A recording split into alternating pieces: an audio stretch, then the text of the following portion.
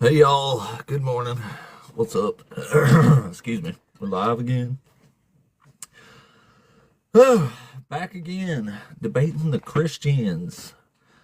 Christians. We're back again, debating the Christians.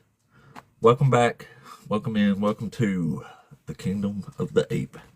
The apostate ape. That's me. Right here. This is the channel where you can watch an undereducated hick from Alabama perform an intellectual takedown of the Christian faith, doctrine, and logic for your entertainment. But also, hopefully, to make the world a little bit better place and to combat the ridiculous rise of this ridiculous Christian nationalism, which is the entire reason we're here. So, as usual, if you are watching this as a replay on my 2YouTube channel, please consider subscribing to the channel, liking the video. That'll help me out a whole lot to grow me on the 2YouTube side. Also, y'all know that Dr. Joshua Bowen is the best friend of this channel, and he sells amazing books like this where you can learn ancient Hebrew for yourself and read the original, well, not original, but read the original language of the Bible there. The Hebrew Bible, anyway. And also, y'all know that this October in Huntsville, Alabama, what's going down? The Rocket City Reason Conference is going down. That's what.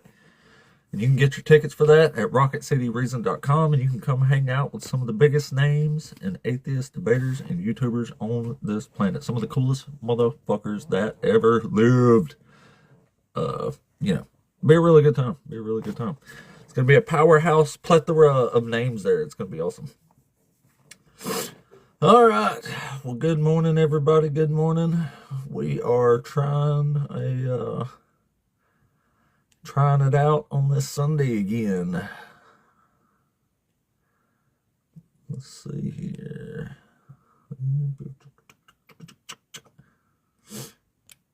Yeah, all right. All right. Here we go. I forgot to plug my little thing in there. Probably so, Mr. Hemi. And that's pretty cool. So hopefully today, as usual, we'll catch the Christians before they run off to church, and we'll give them something good to ask the preacher when they get there. Give them something good to ask about. I don't think I was unfair to him, but I get how he feels that way. I don't know. Talking that shit yesterday, I just couldn't stomach any more of this slavery apologetic. I've talked to him quite a bit too, so I mean, whatever. I imagine he was pretty upset over that. Ha. Maybe he could come on over and join the realistic team over here and not have to defend bullshit like that anymore. Wouldn't that be something? Anyway, we are ready to get this day rolling here. Let me get back on Hebrews over here. One of these days, these good old Hebrews and stuff's gonna come up over here. It'll be a really good one. Anyway, I'm back. So hopefully we'll find some good debates on here today. Oh yeah, I do let people run their mouths a good bit. I guess you have to sometimes, don't you? Yeah, I get his butt hurt. I really just got tired of listening to him yesterday. Calling slavery protection for the women and the children. Get the fuck out of here with that. Nah, man. No. Can't accept that kind of craziness. Anyway, we did change it up a bit today. This is probably the first time I've done this and took it off Jesus Fulfilled Zero Prophecy, and this time I just changed it to Jesus is a fraud with bad morals. So maybe that'll be interesting. We'll see. Usually, the same with the good old God is cruel and unjust is the topic everybody likes to debate here. Yeah, they do that all the time, actually. Yeah. I mean, according to the Bible, slavery's fine. So you can use the Bible to defend slavery. They do it all the time. Because the Bible is, in fact, pro-slavery. Pro-chattel slavery. Yeah, true, true. Anyway, let's get this show rolling now and see if we can get somebody to debate up in here. It's kind of hard to tell on Sunday. Sometimes we sit here for a little while. Another time, it's just action-packed. Who knows? The longest stream I ever did in my life was on a Sunday. So who knows, man? Who knows? But anyway, if you are a Christian or a Hebrew Israelite, come on up and talk with us about one of these topics up here. It'll be a lot of fun for the morning here. Won't it? Yep. Crap, I forgot to turn on the doubler thing.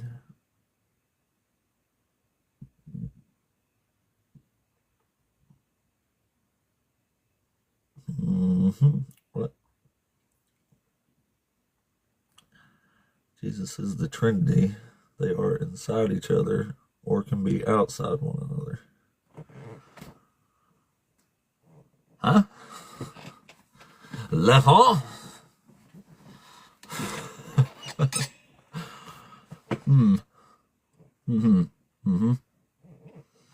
Yeah, inside and outside one another. Anyway, if you would like to be the first guest of the day, come on up. There is no wait at the moment. The old algorithm is moving, that's for sure. Thank you, Ashley. Appreciate that. I got a wacky waving inflatable arm flailing too, man. Thank you. Thank you. I get to reset that now. That was awesome. I appreciate that. Let me go back to, I'm going to reset that. I like the wacky waving inflatable arm flailing too, man. Dance around. I don't know why there was only one. I was about to say. Anyway, thank you for that. I appreciate that. Let's update that bad boy. Yeah. All right. Alrighty then. Well, I'm sure any moment now we'll get our first guest of the day here to bring them on up. We'll see if we can have a decent discussion about one of these topics here. Y'all know me. I like to talk to actual adults who are actually capable of a conversation. Y'all know what we like over here? We like the highly contentious but civil debates. That's what we like. Sometimes they do get a little cray-cray, but, you know, it's the nature of the beast, I suppose. And sometimes I get a little cray-cray. I can only stomach so much slavery and grape apologetics before I lose my temper a little bit sometimes. I just do. I wish I didn't, but I did. But I do. So, yeah. But anyway, if you would like to be the first guest of the day, come on up. That algorithm is moving, so. I wonder what makes it do that. I wish I could tell. Anyway, come on in and debate us. And don't forget to follow my backup account here, Apostate Primate, as well, just in case something happens to this account. Alright, so let's see here. Maybe we got our first guest here. Let's see. Turn my microphone up. Hey, Tickles, are you there? Tickles?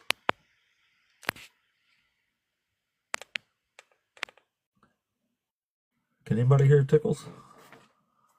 Is that better? Oh, yeah. Yeah, what's up? Sorry, I had my mic set up wrong. Hi. Hey, what's up? Hey, are you over 18? You're teacupped at the moment, by the way.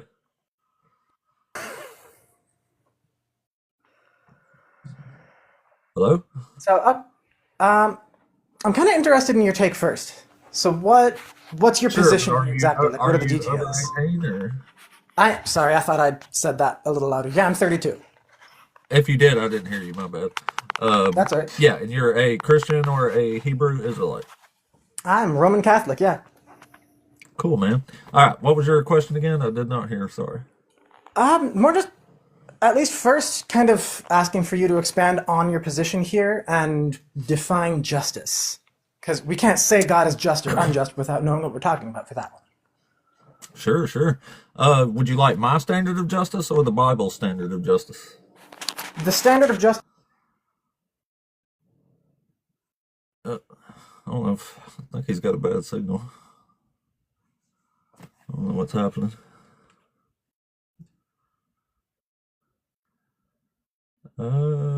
Tickles, you've been teacup for a while. I don't know what's if you got a bad signal or How's what, that? but that sounds all right. But I didn't hear any of that at all. Sorry, I turned off my screen, forgetting it would turn the app off if I did. Oh, cool, cool.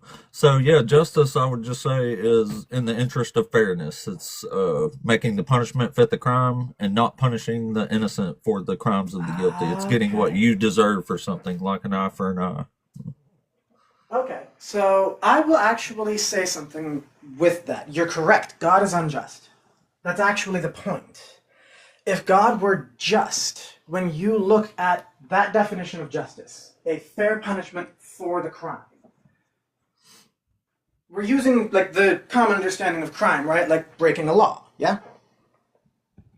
Yeah. So if you Look, have the divine arbiter of what is the law, cosmically, beyond mankind, we broke that law. It is unjust to allow us into heaven in the first place. It is unjust to send someone down to take that punishment. Yeah, he's unjust. He just took that wrath on himself. yeah. But yes, it's Well, unjust. we agree then. Yeah. Do you agree with the principle as to where that injustice is directed then? Or would you say his lack of justice is towards mankind? No, he has a lack of justice towards mankind. I mean that's all unjust too. Punishing one guy for what everybody did, punishing people for eternity for finite crimes. That's all unjust too. But I'm talking about Okay, he so directly punishes innocent people for the crimes of the guilty with extremely harsh punishments, like having babies' brains bashed out and women raped and stuff like that. okay. So there is a bit of a difference there too. Now, we need to isolate what we're talking about. Are we talking about the justice of hell? Are we talking about the justice of the temporal state that we are in? We can't do both in one single go because it's two separate forms of justice. It's two separate things happening. The Old Testament I'm talking about was not God written. directly himself punishing innocent Right. people for what they didn't do. Okay, can you give me an example? Yeah, like David and Bathsheba's infant son. You know the story of that? Okay. Yes, I do. Yeah. Okay. There does require some level of understanding of like first and second temple teachings. God has always been taught to be merciful towards children. There is an age of moral accountability, essentially. Infants are not accountable for moral right or wrong. That infant Are they are did they not accountable get for that other people's chance sins? to. No, but that infant wasn't punished because of its sins. That infant died because that dead babies go to heaven. Babies, no moral accountability. It was a punishment on David for what he had done. The child gets to go to paradise.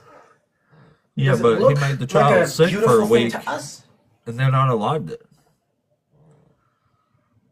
He made it suffer first.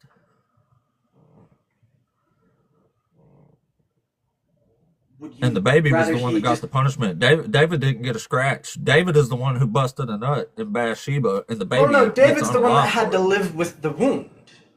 Yeah, but the baby's the one that had to die for the sin. Like God literally says in the passage, He says, I am putting your sin away. But nevertheless, because you have utterly scorned the Lord, this child has to suffer and die.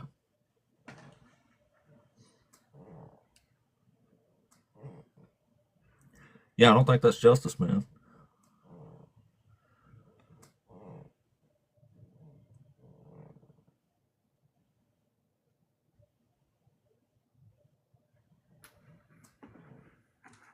You still there?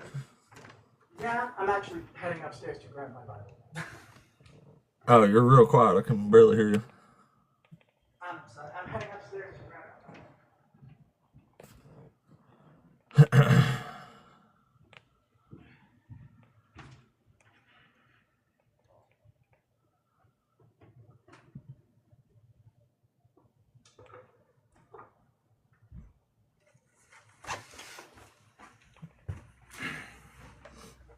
All right.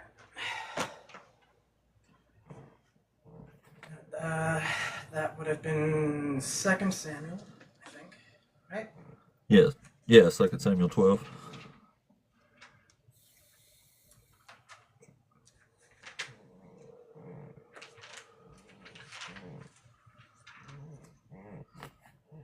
Let's make a little fun.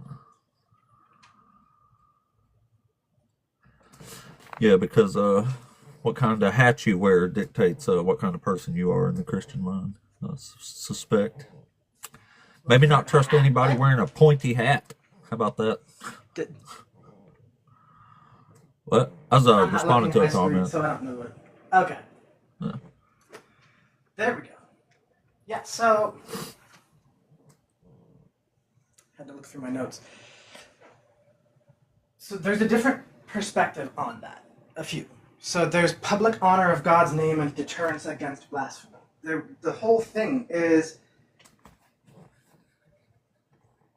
the scandal that can cause others to mock God, going on with what David did, especially through sending Uriah to battle to die. It's not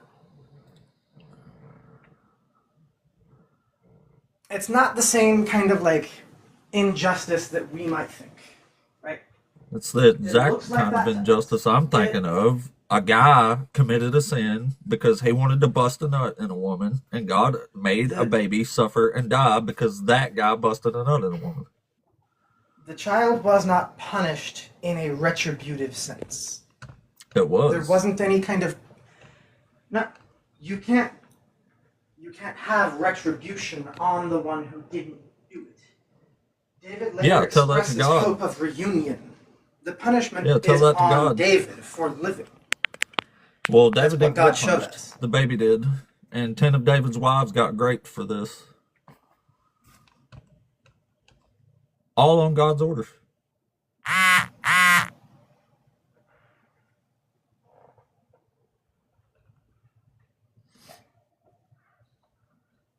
Try to articulate this.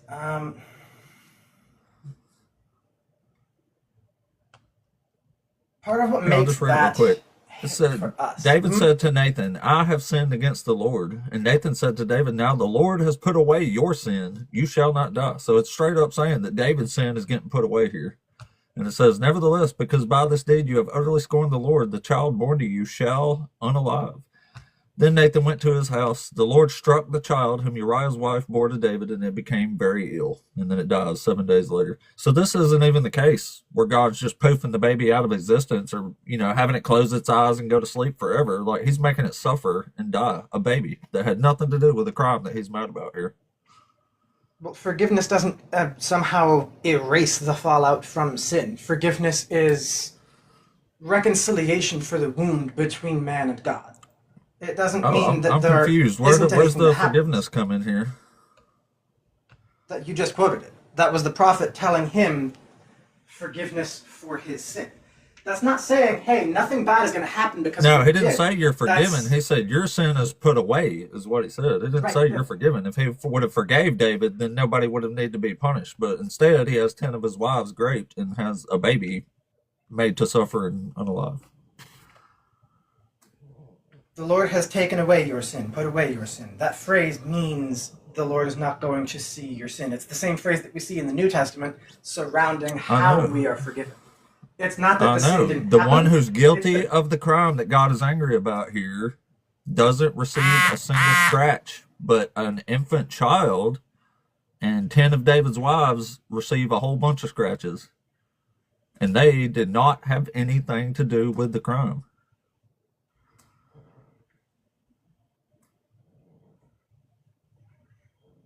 So, alright. That is misrepresentative. That How? is what we see as the earthly part of what happened. So let's look at the Lord has taken away your sin. You are not going to die. By doing this, you have shown utter contempt for the Lord. The son born to you will die. That is the death penalty due to David under the law. The law of Moses required putting him to death for adultery and murder. So why didn't God do that?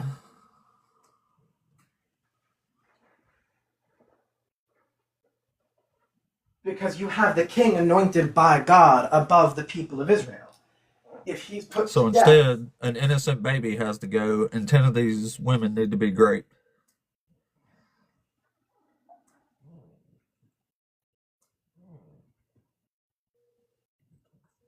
that's because sin doesn't just affect us and God. Sin affects us, the people around us. There's a reason why when you do confession in the Catholic Church, there is a penance given. And the prayer itself is not the only piece of that penance. If that sin obviously affected more than just you, you need to go out and do things in the world to try to heal that harm. What's being said to David is your death is not going to be what happens. That doesn't mean that somehow he's just not going to see punishment. In fact, soon after, the sword will never depart from your house. That's a line outright stating death is going to continue. So, how in the world is it justified to punish innocent people for the crimes of the guilty? It's not punishing them for the crimes of the guilty. The son that That's died, exactly what's happening here. Why in the world would we you say see that? suffering. What that is God reclaiming an innocent as the punishment for David to have to live with. That baby doesn't have to continue suffering, doesn't have to live through the life that came after. Look, God made raped, this Absalom baby murdered. suffer. It's like you're just refusing to address what's actually happening here. God is the one who made this happen. He's the one that decided this baby had to suffer and unalive. If God was just, he would have said, David, you have committed a sin and you have to be punished for what you did. That would be actual justice. I'm addressing exactly what happened. The Lord struck the child that Uriah's wife had born to David so that he became ill. That's Samuel 2:15. Right? So God made a baby ill, right? That is yes. Yes. That is okay. the announced consequence of David's sin. And God decided this, right? God is the one who struck that child. The illness and death are not described as a punishment of the child for any personal guilt. We know the infant didn't commit any sins. Why did this child die? Whose sin did this child die for? Its sin or David's sin? It died as a result of David's sin. It didn't die as a punishment for his sin. There is a difference. Absolutely died. It died for David's sin. It was a punishment for David's sin. If David wouldn't have sinned, this child would still be alive, wouldn't it? That can be said of any sin. If this sin didn't happen, these after effects would also not Well, happen. we're talking about this That's sin. part of the state of a fallen world. Right, but I'm saying it is still in the category of sin. The nature of sin and what it does doesn't change based on one sin versus another. Look, it's real simple. Is this child innocent or guilty of the crimes that it was executed for? Innocent. It didn't die as a replacement for David. It died as a result of his sin. Yep, exactly. It's innocent of the crime it was executed for. It's not, and it was executed. It didn't pay the price for his sin. The text stresses it was outright executed. that David's sin... It was unalived. It died. It was executed. Do you want to hear what's actually in the Bible here, or do you just want to assert yourself?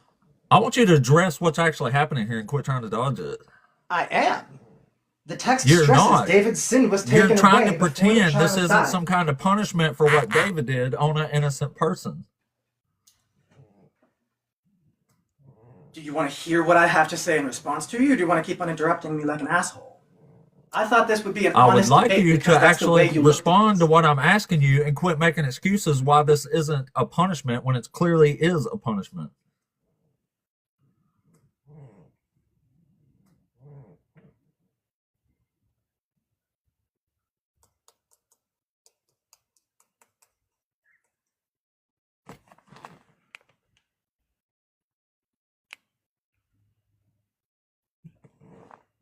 Are you there? Yeah, I'm taking a couple of deep breaths. No. Okay. Well, say what you want to say then.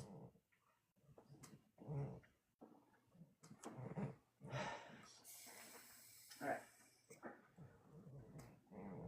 We have to look at the whole of the Bible, not just one piece, to see what is happening in that bit. The Lord took away his sin. There was no sin to be punished for between man and God. The child did not die as a penance for David's sin. It was not payment. It was not some form of replacement death. It died as a consequence. Nope. That's what's in the Bible. No, it's not. God decided to make this baby unalive. God put that sin on this baby himself. He put it on an innocent child, a baby. It literally says it. It says, nevertheless, but because by this deed you have utterly scorned the Lord, the child must die. This child is dying because of a deed that another man committed. Like, it's right there in the text. Okay. Yeah. I'm going to walk through this linearly. David confesses, I have sinned against the Lord. Nathan replies, the Lord has taken away your sin, you are not going to die. That's because under Mosaic law, both adultery and murder carry the death penalty. David was guilty on both. The phrase take away, to put away, means to remove the guilt. That also means removing the corresponding death penalty. It is after that declaration, like you just quoted, nevertheless, the son born to you will die. That's not saying that the son's death is because of David's guilt needing punishment. It is as a result of what he's already done. God saying, I'm not going to kill you for what you did, isn't the same as God saying, I'm going to save you from the consequences of what you did.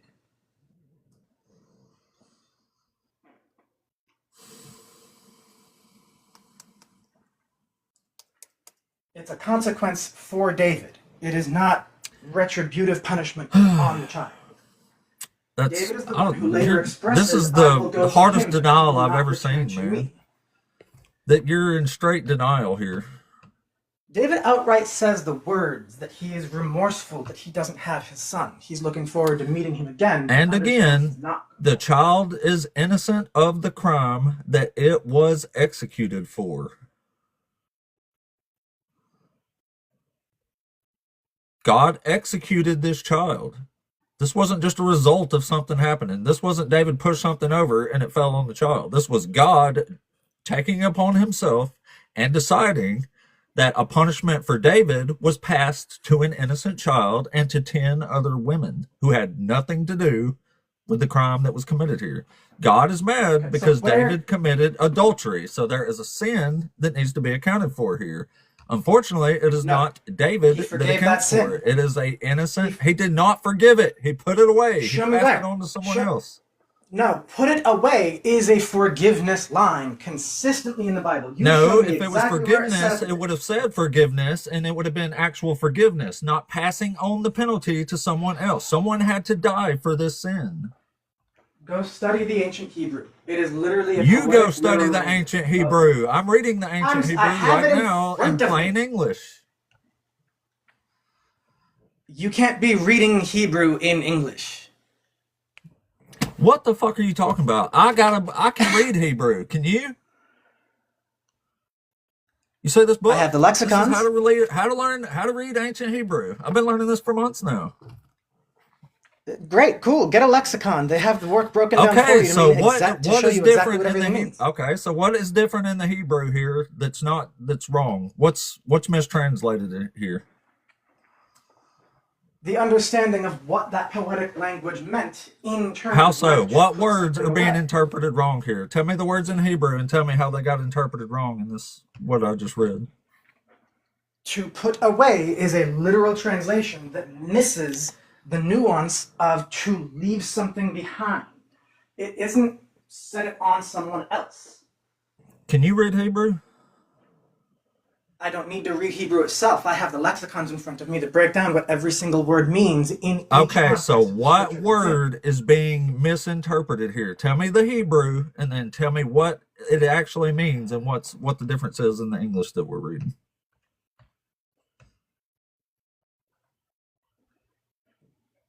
Where it says, I have sinned against the Lord, and the Lord has put away your sin. What does that say in Hebrew?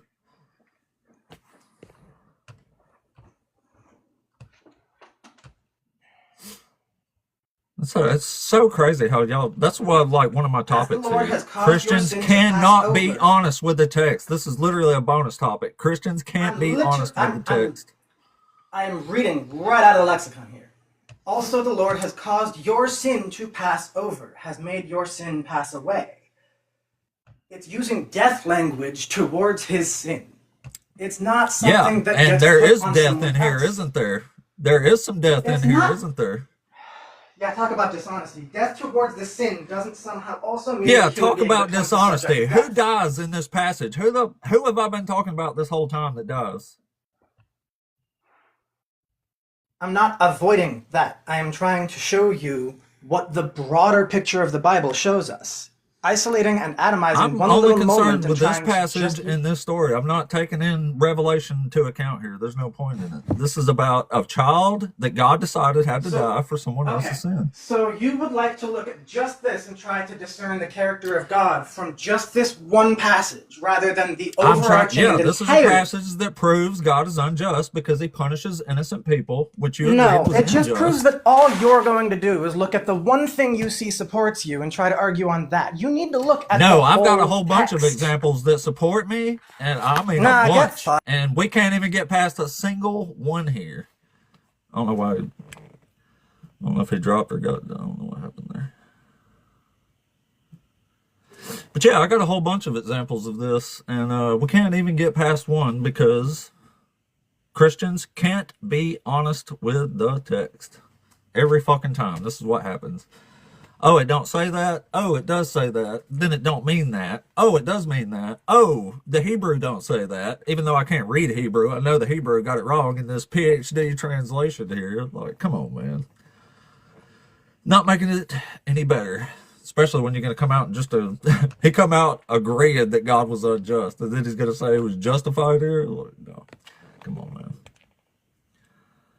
You can come back up if you want. I don't know what happened or why you got dropped, but all right, let's bring it up. Yo, the words never mean words. Yo. Hey, Robert, you there? What's up? Hey, what's up, man? Are you over 18? Yeah, 28. Cool. Are you one of the Christians or Hebrew Israelites? I'm a follower of God. Cool. So which one of the topics you want to talk about? Wait, do you believe in God? No, I'm an atheist. Okay. If you can answer me just this one question, I will be suffice. Who invented the brain or the human eye? Nobody.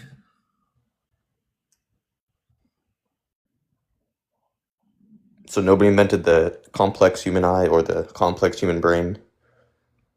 No. So it just appeared? It evolved. From what? From earlier organs and structures. So who made those organs, earlier organ structures? Nobody made them. Like, who? What are you talking about? Who made them? Like, Einstein invented eyes or something? Like, what do you mean? You tell me. How did my eye come to be in an eye? They evolved. From what? From earlier organs that had usages that evolved into what we have them for now. Okay, who made those earlier organs? Is my microphone on? I mean, I'm just saying, like... You can hear me. You can hear me, can't you? I can hear you, but you're not answering my question. My question is, who made the first organ? I did answer it 3 times now. No one made them. They evolved. They're not designed by a person. So I don't even understand what you're saying right now. Okay, so the organ just was given to us and just placed in our body, right? It evolved. Okay, man. If you want to keep thinking that, that's fine. But If you don't want to expand your brain Yeah, I just a went. little bit I farther did go past to step fourth. one, I did go to fourth grade, so I know just scientific facts. expand your brain past step one, man. It's not that hard. To what? To someone invented eyeballs? Yeah. No, I'm good. Prove somebody invented an eyeball. Proof someone didn't. All right. Exactly. Clearly, you're Exactly, brother. one of the dumbest humans to ever walk the planet. Like, what? Prove they didn't. That's how Christians argue. Hey, I made up a bunch of bullshit. Prove it's not true. Good God, man. I can't even tell if y'all are serious sometimes. Like, is these weird trolls or people really this dumb? Like, it's hard to decide. Anyway. Oops. I thought we had another one requesting up, but we did not. Yeah, that was quite a sad display. Like, how are you going to ask me 3 times? Like, you're not answering me. Like, I just told you 3 times. No one designed it.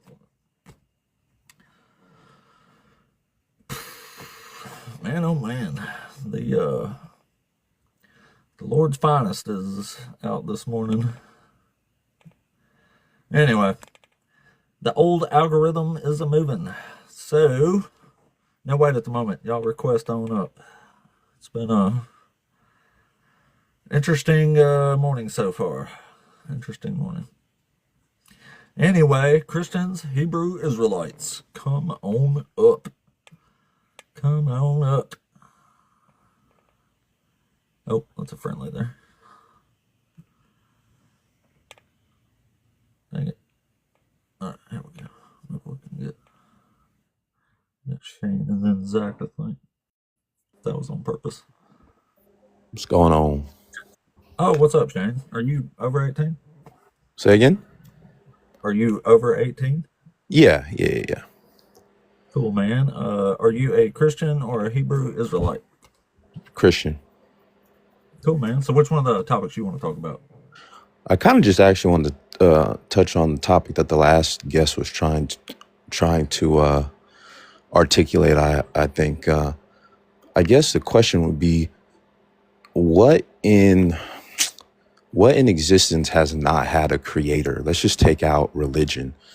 But what in existence has been formed without some type of creator or create, Matter and energy. So What's the law of physics? You know that, right? but when you think about God, because the way we think about it is we can't contextualize or we can't fathom anything outside of what we understand. But I'm just saying, what if there are forces outside of what you can understand? Nothing comes without creation. A car, the eyeball, these are like the eyeball example. These are complex designs that you're saying just form out of nowhere. But all of the things like on a human body, your I didn't eyes say they just form out of nowhere. I said they or evolved. evolved. I apologize. Yeah. Yeah. I mean, I guess it'd be hard to persuade you on this because you have your mindset, but I guess the way I think about it. Well, I know the scientific facts of the matter is why my mind's set on this. And so you're saying scientific fact. So if y'all are going to argue that evolution is false and a God made everything through magic, then you're going to have to disprove the facts of reality and implement and back up the facts that some magical deity did it all. So with evolution though, why are none of the humanoids that evolved into what we are today? There's none have been found. There's no Wait, what are you talking about? like we have, for instance, we have hundreds of dinosaur bones and whatnot, but when you look at evolution, all the pre-humans that evolved into what we are today, where are these? Where's the proof of this? Can you give me some resources? There's literally thousands of them. I'm not even sure what you're talking about. I got you. You never heard of Homo habilis or I mean, I've heard of Homo this. erectus I've or heard of this Neanderthals? thing, Like these are all. I mean, I've Lucy, heard of them, but Australopithecus. Yeah, I mean, there's thousands of these fossils.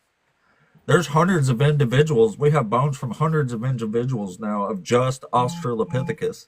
There's like 7 different species we know of just of those. Like there's thousands of bones and fossils and transitional. I mean, this genetically, the fossil like this is all backed up factually by the theory of evolution. I got you. I seem. It seems to me that the theory of evolution would be just as far fetched as someone stating that a God exists, or not even, or and I'm not going to specifically say Jesus. That's my belief that God sent Jesus down. But besides that, that there isn't some type of designer or creator of all things there, because there's nothing in life other than what you're saying, matter and energy, that did not come from creation. So why? And you're saying the laws of thermodynamics, but that's something that a man thought of and created. That's it could No, it's it something could that a be. man proved as a fact of reality. I That's hear. what science is. Yeah, you have to prove But it doesn't in science. science There's no science nobody change? just makes things up and says this is the true science. But science changes, and even complex science, there's been changes, and they found out that things are different. Things don't, like, there's been theories that have been proven by science and then been disproven later. And I can't give examples, but yeah. I You guess that can't. I guess Can you give me an example of a modern scientific theory that's been overturned? well, not a modern one, but I would say a modern one in 50 years from now, it's possible that there would be changes, just like how we, again, just how, Maybe. you know, over time our science gets better. So you would make the argument that complexity is a sign of design, right? So, yeah, yeah, I guess I could say that. You could say that. How complex is God? It's unfathomable. We can't fathom how complex God is. Okay, so by that logic, if complexity is a sign of design and God is the most complex thing in the universe, then by your logic, God is the most likely thing in existence to be designed.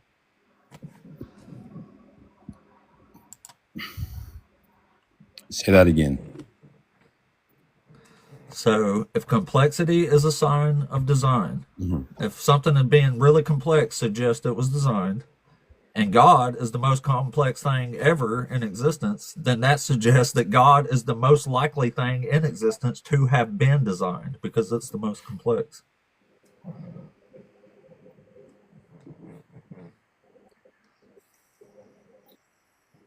Hmm. Yeah, I don't know. So I feel like that argument kind of falls apart when you apply it to God because you've made it worse technically. Not. I mean, I get. Well, I guess then in our sense, you're saying your God would be, well, not your God, but God, you would be matter and energy because it's always been. So I could argue the same Well, thing we that God, I essentially think believe, the same thing. We always. both think Yeah. something had to be there to begin with, To right? You begin with, think it's both. God, and I think it Right. was matter and energy. Right. The Right. thing Right. is, we know matter and energy exist, and we know matter and energy can't be created or destroyed. Well, matter can. Well, it can change form. Right. But anyway, I'm just saying it's the thing that we know is there and know can't be created or destroyed, and you're implementing a magical deity that kicked off the thing that's already there. So, I mean, you're taking an extra step to make it about a deity, where I'm just using the reality that we already know is true to come to the same conclusion. Yeah. Yeah. I guess you could say that. I guess we have the same idea, but essentially, I believe that it was a strategic thing, like you said, a deity, and you're saying it just happened from. Well, I'm just saying it was always there. Yeah, always there. I got. Well, hold on. And then lastly, and I'll get off here. If it was always there, wasn't the Big Bang though the whole start of it all? So how was it always there if the start of the universe happened No, no, from no. The concentrated? Big Bang is only an expansion. That's all it is. It's an expansion from a hot, dense state.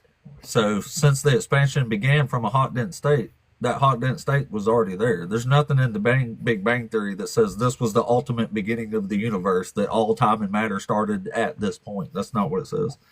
Um, like in modern physics, I would go with like the Big Bang, Big Crunch. Like there's an expansion and a contraction, expansion and contraction, and it just goes over and over and over again for however infinity. Okay. Yeah. All right. All right. I mean, yes, I think I don't think you've persuaded me a little bit in any way. I was trying to see.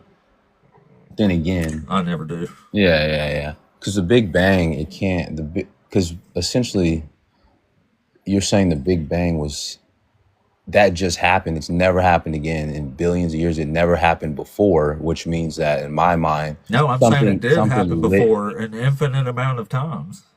Gotcha. I gotcha. But that's That's what I'm saying. that's the Nothing in the Big opinion. Bang Theory. You can read it for yourself right now, and nothing in there is going to tell you that this was the beginning of the universe. It never says that. It's the beginning of the local presentation. It's what we see today, the form of matter and energy that we currently observe ourselves, which is observable. Like, you can see it. That's how they discovered it. I got you. That seems All right. Yeah. All right, man. You have a good one. Back at you, buddy. Yeah, Here, I'll drop you. appreciate it. Drop you back there.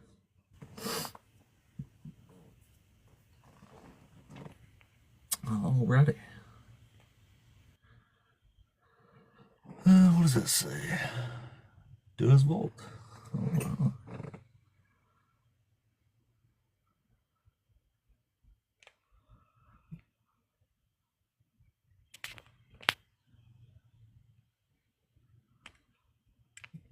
Hey, new guest, are you there? I don't think they ever loaded in.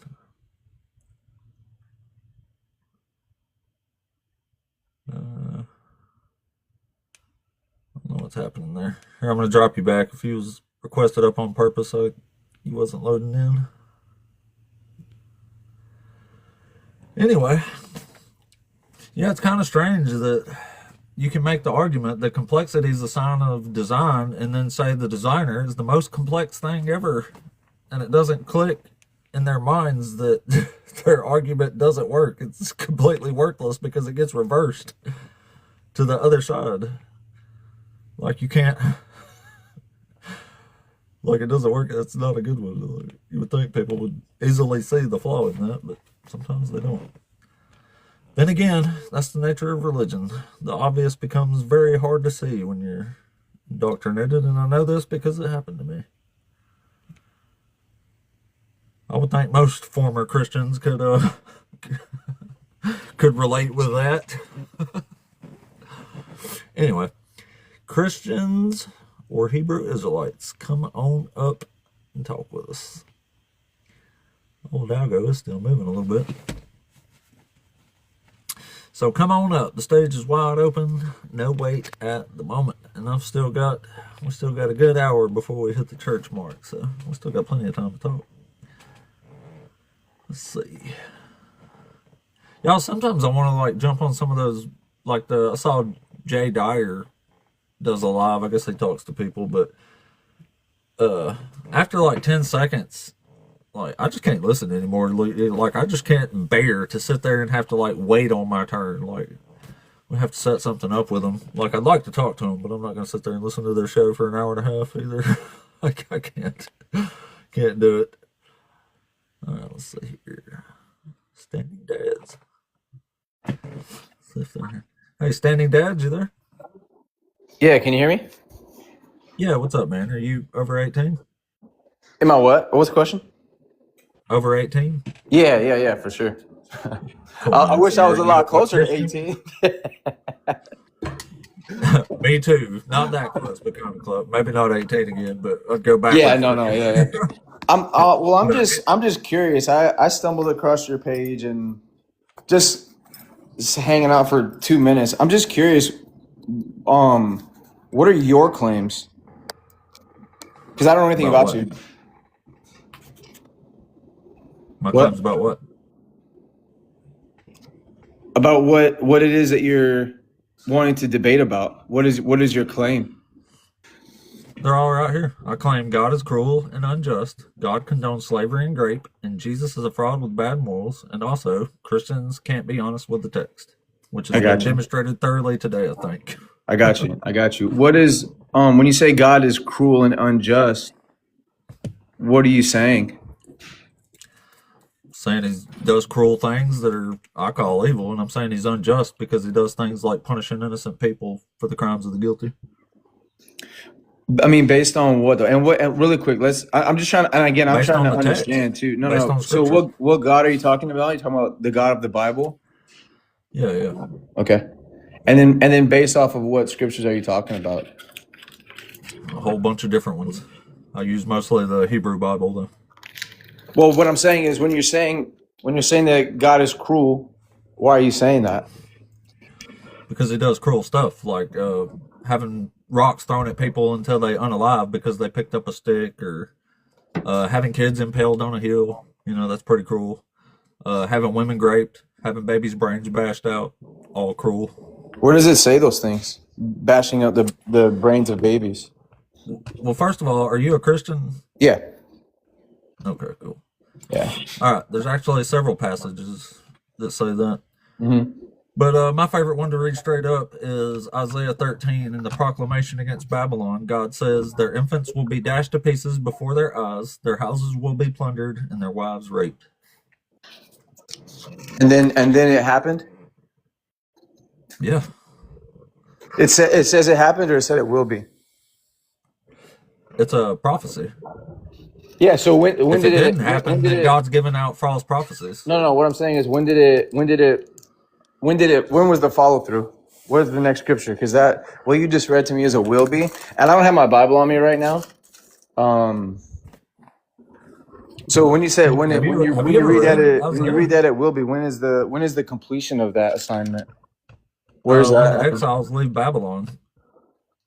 When the exiles leave Babylon? Yeah, it happened in like 536 BCE. When the Israelites left Babylon? Yeah. So when the Israelites left Babylon, all of those things happened to the Babylonians. Mm-hmm. Okay, so God was in the scripture that you read, you're saying that people that worshipped other gods were the enemy of God, and they captured the people of God, that when the people of God were set free, atrocities happened to them because they were against God? Is that what you're saying? Because the Babylonians were against God? Says. Right. Okay, yeah. So they were an enemy of God. Right. So they deserve to have babies' brains deserve to be bashed out and their women raped, right? What I'm asking you is, were the Babylonians for God or against God? They were used by God. No, were they for God or against God? They were used by God. Oh, so you don't want to answer the questions. I am answering the question. I'm saying that's why God is punishing them, because he used them. Well, so then so they were against God, correct? No, they did what God wanted them to do. He used the Babylonians. Them. Yeah. No. Yeah. That's not. They didn't do what God wanted them to do, because that's not what God wants. That goes inconsistent to God's character. Wrong. You're just contextually wrong. What's contextually wrong about the Babylonians being against God? Where does it say that? Where does it say that the Babylonians are for God? He used them. I'll read it to you if you want. Good. Well, first, identify the truth, because you can't bounce around the truth. The Babylonians were against God. They worshipped other gods, and so they Yahweh were the wasn't their God. God. Sure, yeah. Right. So they're the enemy. I already said that. Oh, okay, cool. So you agree that they were against God? No, they weren't against God. They just had a different God. They didn't know Yahweh. They did, because they had the Israelites captive. They didn't. It literally says they didn't know him.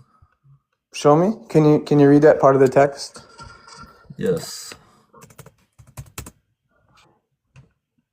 All right. And I also just want you to know, like I hope you know that I don't want to have a tone of like coming at you. I really don't. So I'm not because I'm not trying to come at you at all. That's all right, man. I get it. Yeah. No, I'm not it's all coming right. at you. I won't hold you to that either way, as long as you're carrying on a decent conversation here. Yeah. No, we're Anyway, good. let me see. I know conversations like this, we can get roused up. You know what I mean? So I always want to try to make sure that people know I'm coming with love. Yeah, I got you. So in verse 4 of Isaiah 45, he sends Cyrus to do the deed to Babylon. And it says, "For the sake of my servant Jacob and Israel, my chosen, I call Yeah. you by your name. I give you title, though you do not know me.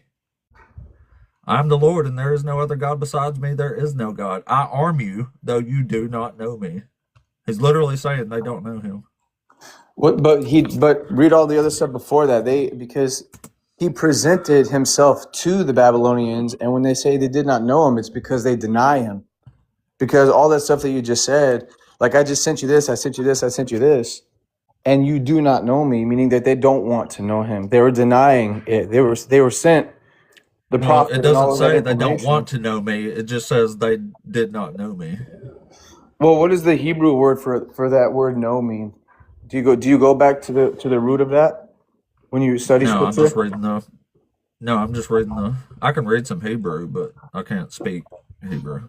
Well, I don't. No, I don't speak it either. But when we're gonna try to identify things with the English language, we have to be honest with the text and go back to the original Hebrew to fully understand the things that were We don't happening. know original Hebrew, man. What do you mean we don't know? Who? I don't know Hebrew, and you don't know Hebrew. So I'm just reading the best modern translation of the straight up Hebrew that I can. I know, That's but what I'm just what saying we're is gonna have the to go original by. Hebrew is available to us through research. So, Well, what's wrong here? Where in the well, Hebrew did it get mixed up? And then what it's to hold say on, you do not know me instead of you chose not to know me. because hold on a second. Where are we at? Isaiah what? The you don't know me parts in Isaiah 45. Isaiah 45. Yeah, hold on. Yeah, that's where he sends Cyrus. He Yeah. arms No, Cyrus. I'm going to it right now. Um, so you said you were reading in verse 4. 4 and 5 both say, "Though you do not know me." It straight up says, "You don't know me." Right. Yeah. It also says, though you have not known me.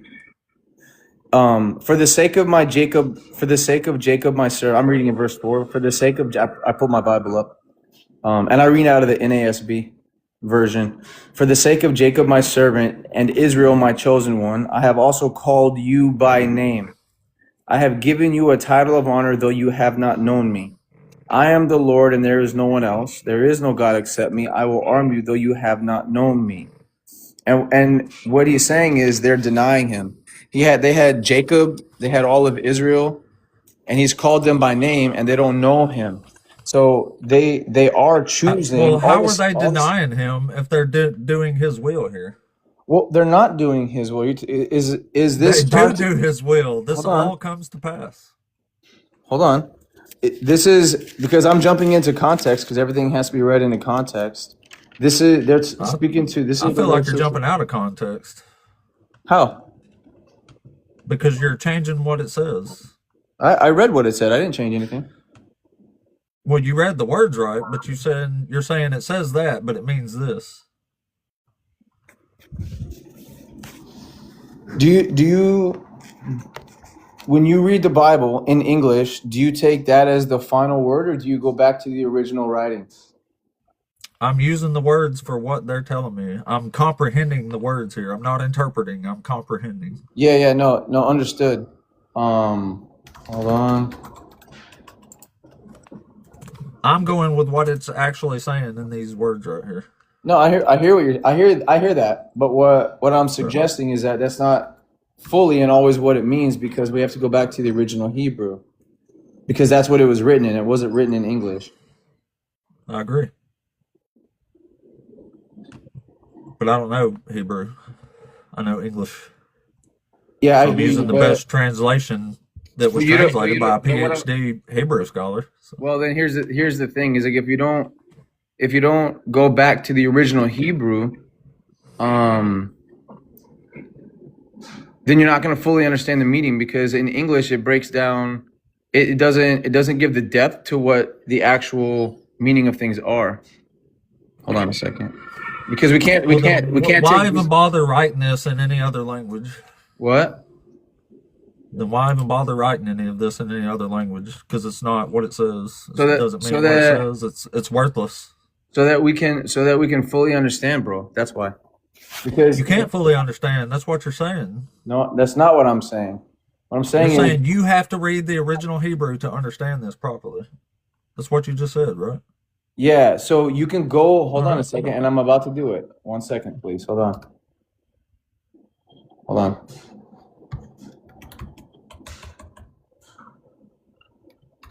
Isaiah 45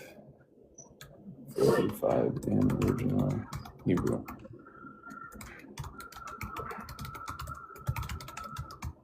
Because if we're gonna make really big bold claims, we have to fully understand to the depth by which we're talking about. Because I'm not making big bold claims. I'm just reading it. God is cruel is a pretty big bold claim. Yeah, and I think you would agree that having babies' brains bashed out is pretty cruel. I'm not saying I that would it's. hope you I'm would. not. I'm not saying that what happens to people that are against God isn't cruel. But here's the thing: is you can't pull context and not understand what's really Well, going wait, on. which one is it? Does God do hold things that on. are cruel, but Well, He's not cruel, or like I don't understand? Well, are we gonna play the game of interrupting each other or having an actual conversation? Because what I was about to say is, if you're not taking things in context and you don't actually understand the historical references to all by which this goes on, truth be told, most of the stuff when it comes to baby bashing historically never actually happened. But that's the depth of which God goes against the people that are against Him, because God has real enemies. And so the Babylonians, while you can claim they didn't know, they did know, because God literally said, I sent you Jacob, Israel. I told you I'm the only God that comes before you, and you did not know me. And it's because they chose not to know him. It wasn't that they didn't have the opportunity. Just like right now, you were a Christian before and then you went atheist. Is that your story? I'm just trying to understand. This isn't a gotcha. I'm genuinely trying to understand you. Yeah. You were a Christian and then you went atheist. Yeah, I was a Christian until I was in my late 20s.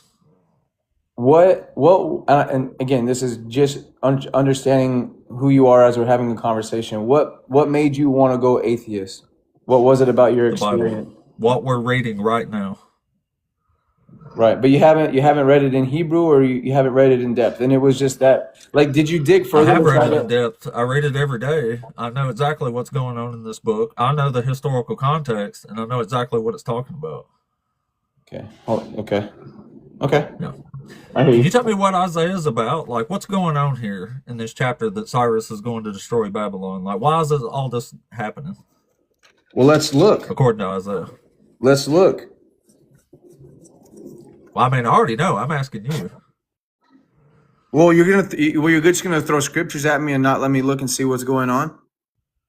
Well, I mean, I will. I'm just asking you. You said you know the historical context. You're saying that like I don't understand it. No, So I I'm never asking said you I never to said give me I understood your I understanding. never said that I understood the historical context about exactly what we're talking about right here. I never said that. That's why I'm literally at my computer looking right now to try to understand. Well, you told me that you have to know the historical context and the words and the stuff that's going on here, right? If you're gonna make big bold claims. But You don't know it though. That's what you just said. okay, so then this is the big question: is Babylon for God or against God? In the context of who Babylon is. What's happening with Babylon here? Is Babylon for God or against God in the historical What is context happening of with Babylon here? Bro. You tell me. Bro, well, I'm you This is We've a already been through this. I already told you my position on this. So now give me an idea that you're even worth arguing about any of this, that you even know what you're talking about. You don't know what you're talking about. I can say What the is same happening thing, in Isaiah here? Prove to me that or we can move on to something else, but Well, there's here's- no point here- in arguing here- with this if you don't even know what's happening in Isaiah. Okay, so here's the thing.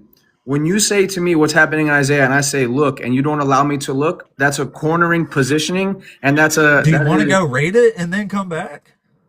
Well, you pulled up a random text. I'm not telling you to go read it. That's not what I'm asking Okay, you then. if you know what's going Okay, on here let's. or Okay, not. It's just a yes or no. If you I'll. want to go Okay, study it, hold then on, go hold study on, it and hold come on, back. hold on. I'll play your game, and I'll say this is what I'll say because you're not going to allow me to read the text. You tell me what's going on. Tell me what's going on in 45. I'm asking you if you know what's going on. Okay, and I'm going to say for the sake of this argument, no. Tell me what's going on in chapter 45. Tell me. God is using Cyrus to free the exiles and rebuild Jerusalem Free the exiles from what? Slavery? from Babylon. Why do they have to be freed? Why aren't they're not living there by them? They're not living there a free choice. You don't even know why the exiles are in Babylon? No, right now I'm playing dumb because you don't want me to read in context. So you teach me, my Well, I don't want friend. to talk to somebody that's going to sit here and play dumb. Either you know what you're talking about or you don't. Well, it doesn't sound like you know what you're talking about. Of course, And I I'm don't gonna. know what's going on here. You just asked me what was happening and I told you. So, so what you're saying to me is, I have to take your word for it. I'm not allowed to look, and if I don't know exactly what's going on in the random Go context that look, you and then bring up, come that I back don't know when what you've I'm talking actually read about. it. How about that? Go read it and then come back when you've actually read it. It's I so. just don't understand why you're going to sit up here and argue with me and act like I'm the one taking this out of context when you I'm don't not. even know I'm the not. I'm context. not arguing with you. I'm genuinely not Yes, you arguing. are. What's my argument? Are you serious? Yeah. What's? Tell me my positioning right now. Your position is that I don't know my position because I don't know context and Hebrew. Well, you couldn't be more wrong from the truth because when you said debate, it doesn't sound like you actually know how to debate. Because my positioning is actually Babylon is an enemy of God. And that is exactly what Okay. I was saying. And so if Babylon is an enemy of God, and you're saying they didn't have the chance to know, but then when we go to the text, and God said, I sent you Jacob, I sent you Israel, I sent you Cyrus. I'm telling you, I am the God, I am the one God, and you don't know me, and you're saying that they didn't know, God's presenting them. So when just like I'm doing right now, bro, you're having the opportunity to be presented with the real Okay, God, so tell me according to Isaiah, and you can still deny it all you why is want. Babylon against God? Why is Babylon against God? Yeah, Because according to Isaiah. they're choosing other gods. Why? Because that's what they're choosing. Because everybody has their own gods in the ancient world here. You have your own God too, because you're an atheist. So something has the throne of your life Atheists too. don't And have gods. Atheists don't believe in gods. That's what atheist means. little God G, something Look, is look, something dude, is the just go most read important. Isaiah and then come back when you actually know what it's talking about. I do That's know fair what it's enough, ain't talking. it? I do know what it's talking about. The funny thing Oh, is this is what oh, you do know what it's talking about. this is what's interesting is when we talk to people, you don't want to actually be honest with the text. Here's an idea. Are you sitting in front of a computer? Christians can't be honest with the text. Are you sitting at a computer? Yeah, I'm looking at it right now. Okay, awesome. What is the Hebrew word for you did not know? Go look that up really quick. Go do some research. Tell me what it says. And when you've done your research, then you can have an intellectual conversation. But right now, you're not even being intellectually. All right.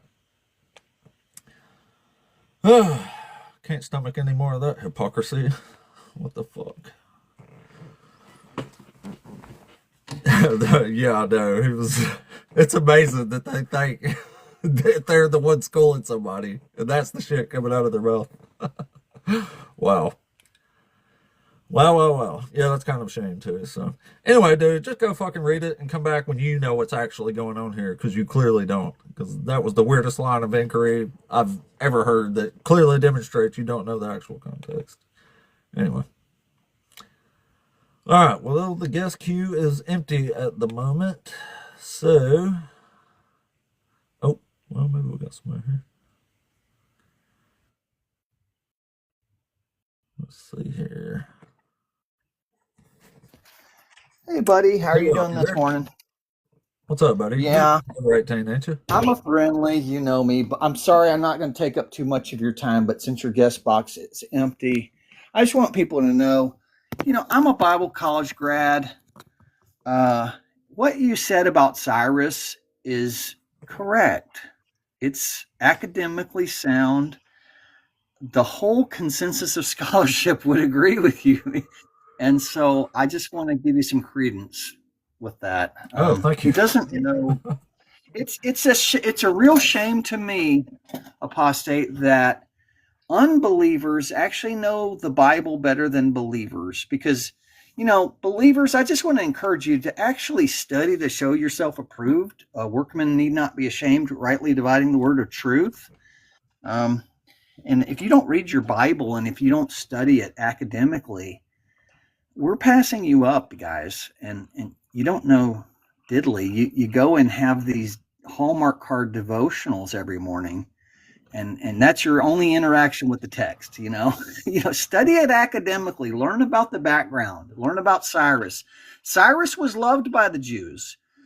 The Hebrew people loved Cyrus because Cyrus allowed them to go to their temple and worship their own God. He didn't. Now, Cyrus was not a Jew, but he was loved, adored by the Hebrew people, and he set people free. He was from a captivity. servant. Yeah, I mean, like, how can you?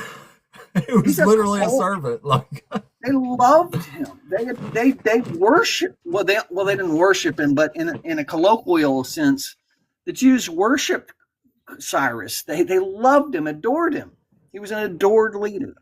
He was so much better because a lot of things are relative, because he had some very oppressive leaders in the past, and so when they encountered Cyrus, it was a breath of fresh air. It was like Abraham Lincoln. There you go. That's a great comparison. It was like blacks in slavery encountering Abraham Lincoln. They adored him because he set them free from all his captivity. that's right. Rebuilt the city. He funded the rebuilding of Jerusalem and the temple, and Right. named Yahweh the official God of Israel. Right. It's kind of like some of these presidents you may not like, like Bill Clinton or something. Bill Clinton balanced the budget. Bill Clinton did a lot of good things. You may not like him personally, but he was a good politician, did a lot of good political things. And Cyrus was the same way. You may not agree, with his religious views, or,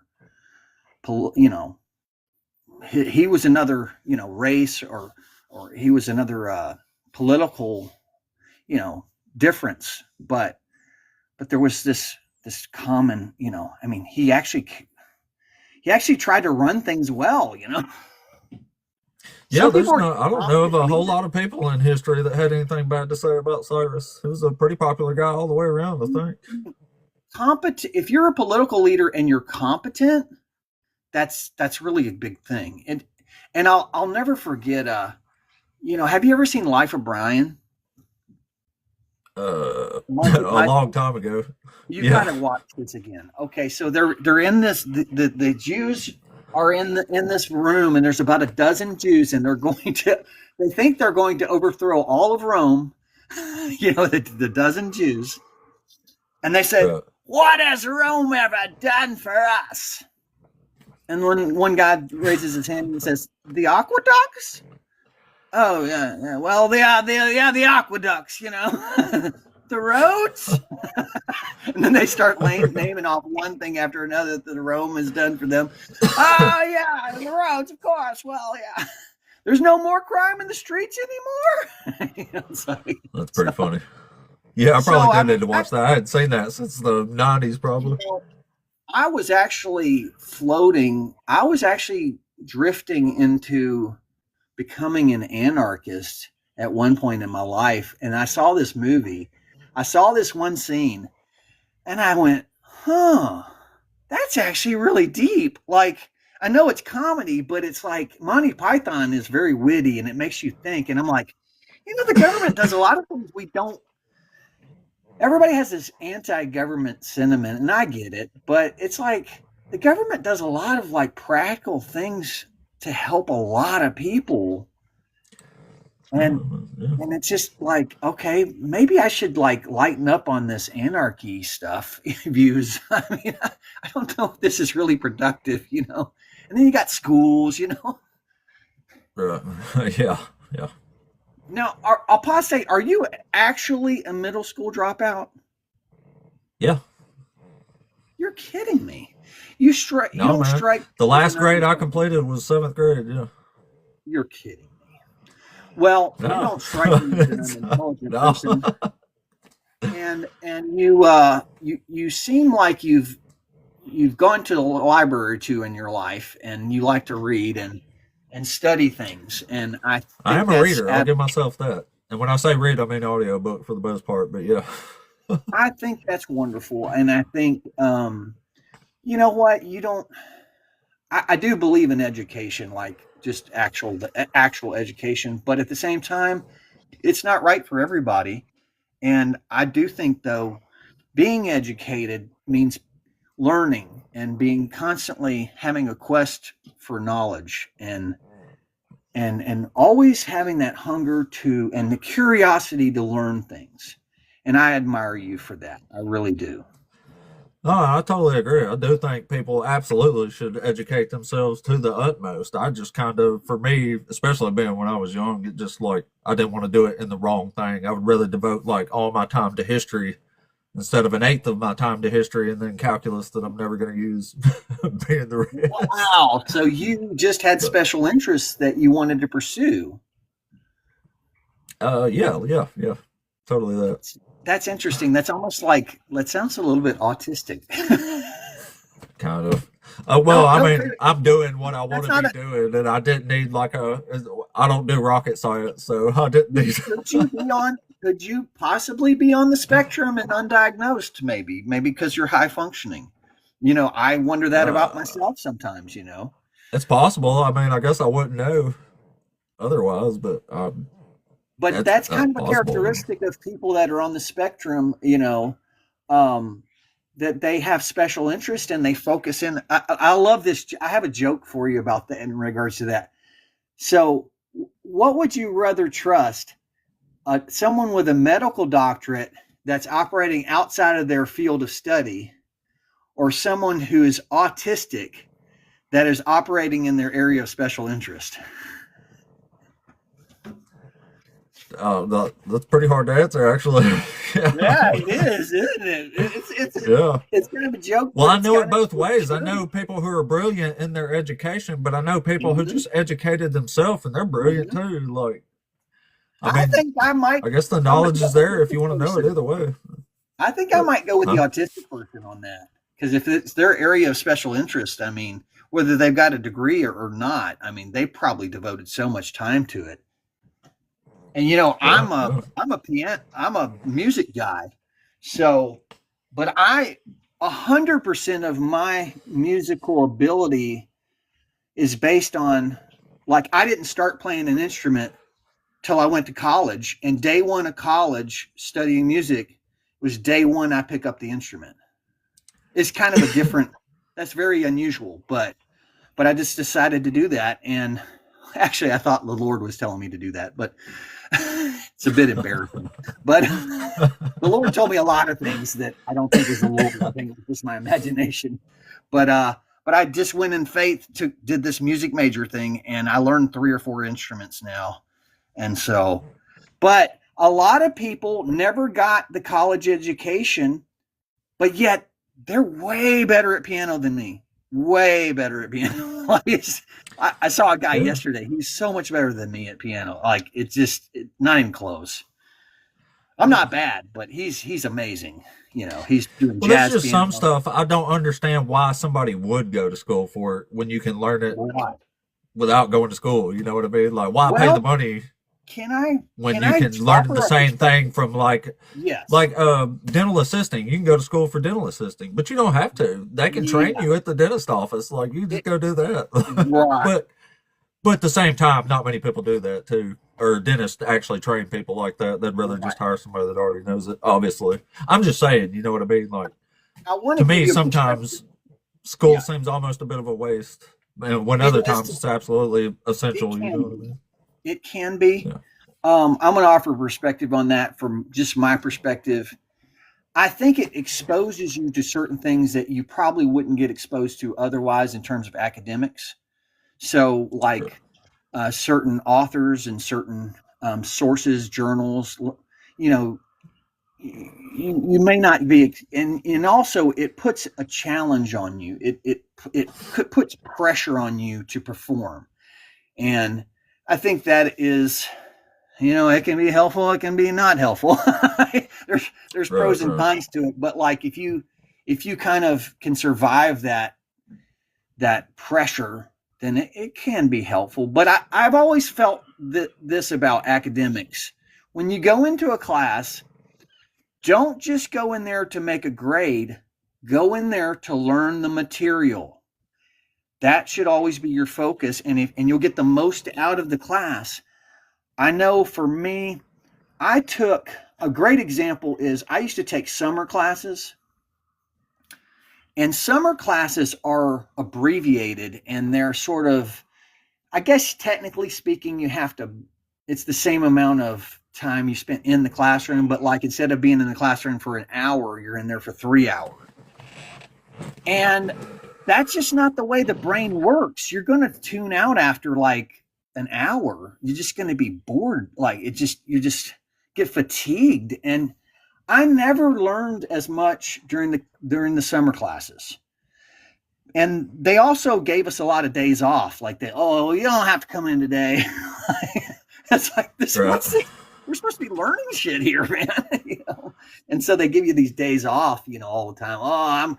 I got a sick kid, so I can't make it today to class. A professor can do that. It's bonkers.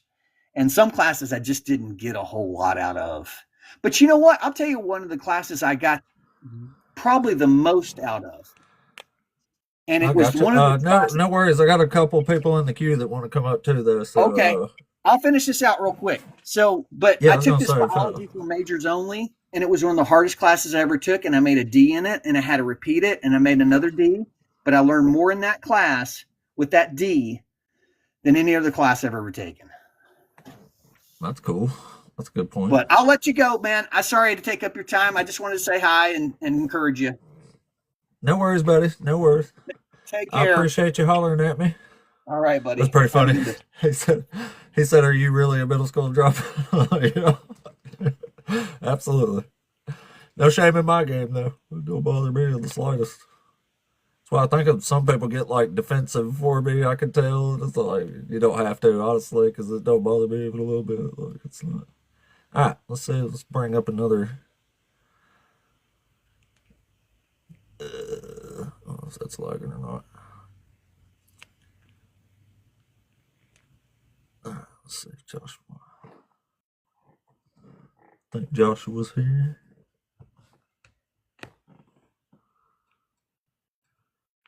If I'm not mistaken. Oh, hey Joshua, you there? Yeah, I am here. I honestly didn't even mean to request, but we can still do it.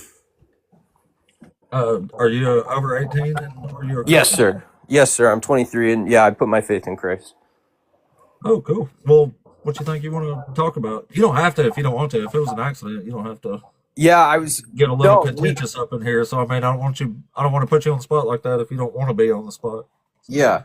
Well, first, I guess I think I would just like to know your name. I'll tell you a little bit about myself, but just keep it brief, just so we can get to know each other. Maybe things won't get quite so contentious, Well, I mean, I'm fine. I'm just saying, like, if it was an accident, I didn't want to, like I said, I didn't want to put you on the spot if No, you were I'm just welcome. here on I'm an accident. welcome to it. I'm welcome to it. Cool. I'm Jesse. Jesse, good to meet you. I'm Joshua. Good to meet you, Joshua. So, which It- one you think you want to talk about up here? We can talk about. There is a lot. There's a lot to reply to, but let me look at all of them. God is cruel, unjust. He condones slavery and rape, and Jesus is a fraud with bad morals. I guess my first question is, let's do the Jesus is a fraud with bad morals. Where can I find evidence of that? A bad moral? Yeah, being fraudulent, In bad the, morals. in the scriptures, stuff that, they're two different ones. Would you rather do the fraud first or the moral part? I don't. Because I they're don't kind really of have a separate. preference. All right, well, I'm already on the Sermon on the Mount here, so let's do a quick a few morals real quick. So, do you think it is morally good that if a man divorces a woman, that she's considered guilty and executed for adultery because the God divorced her? Where is this at? This, you said the Sermon on the Mount. Yeah. I'll show you. We'll actually read it. I'm just asking you if you would agree with that. Could we read it first and then?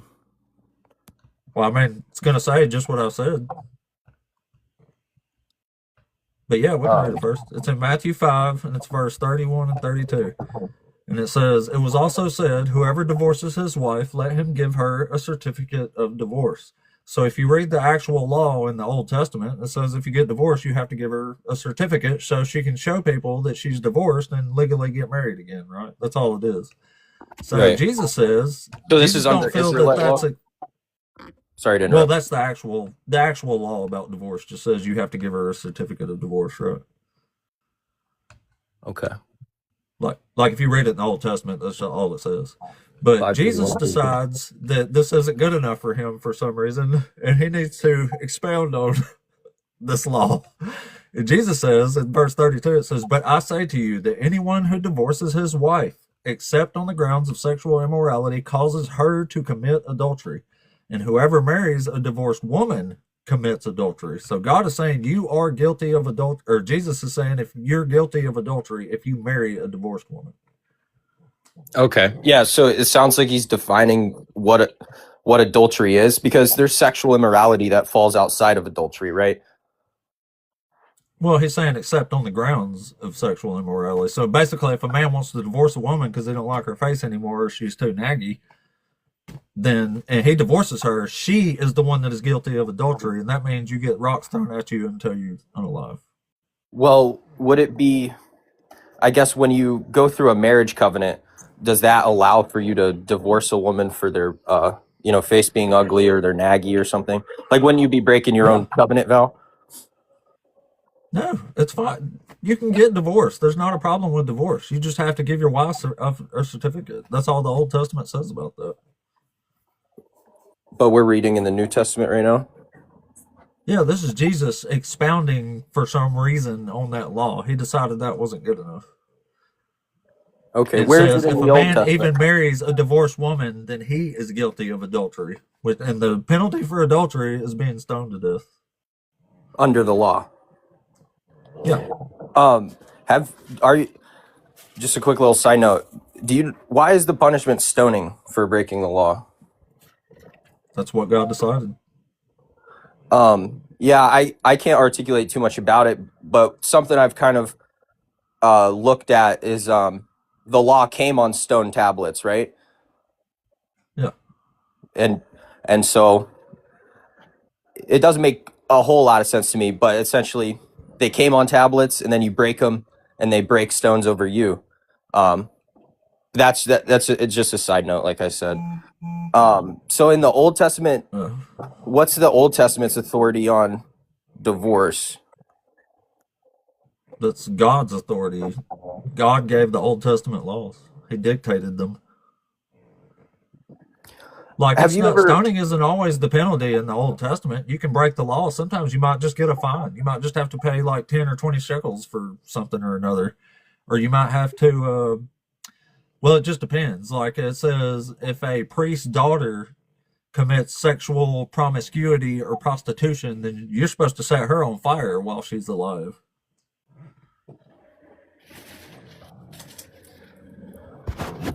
I have some notes. I just they're on my phone. Do you mind if I back out, take a picture of them, come right back? No, go ahead. I appreciate that. Some people don't like that, so. Oh, man.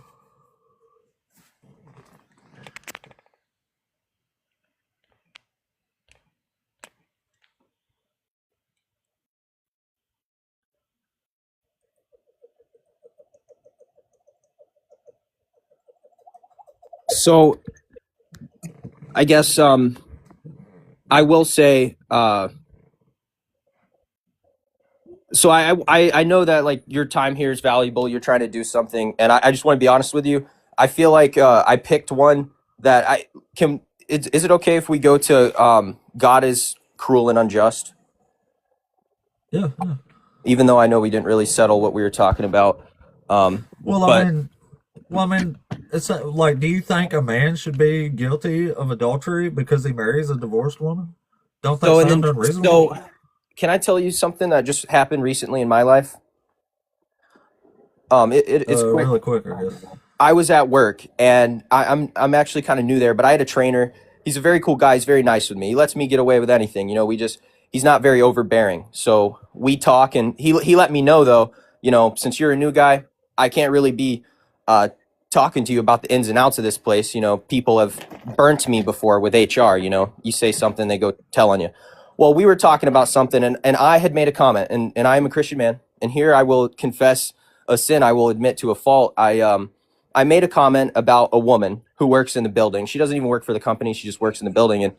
And I made a comment that was sexual in nature. And so it weighed on me for a couple days. I had to go talk to him about it. And I said, you know, I don't want you to think that this is my moderation. I said something that I know I shouldn't have. But essentially, I'm trying to set a boundary because I don't want to be in conversations that are sexual in nature with people that are not my wife.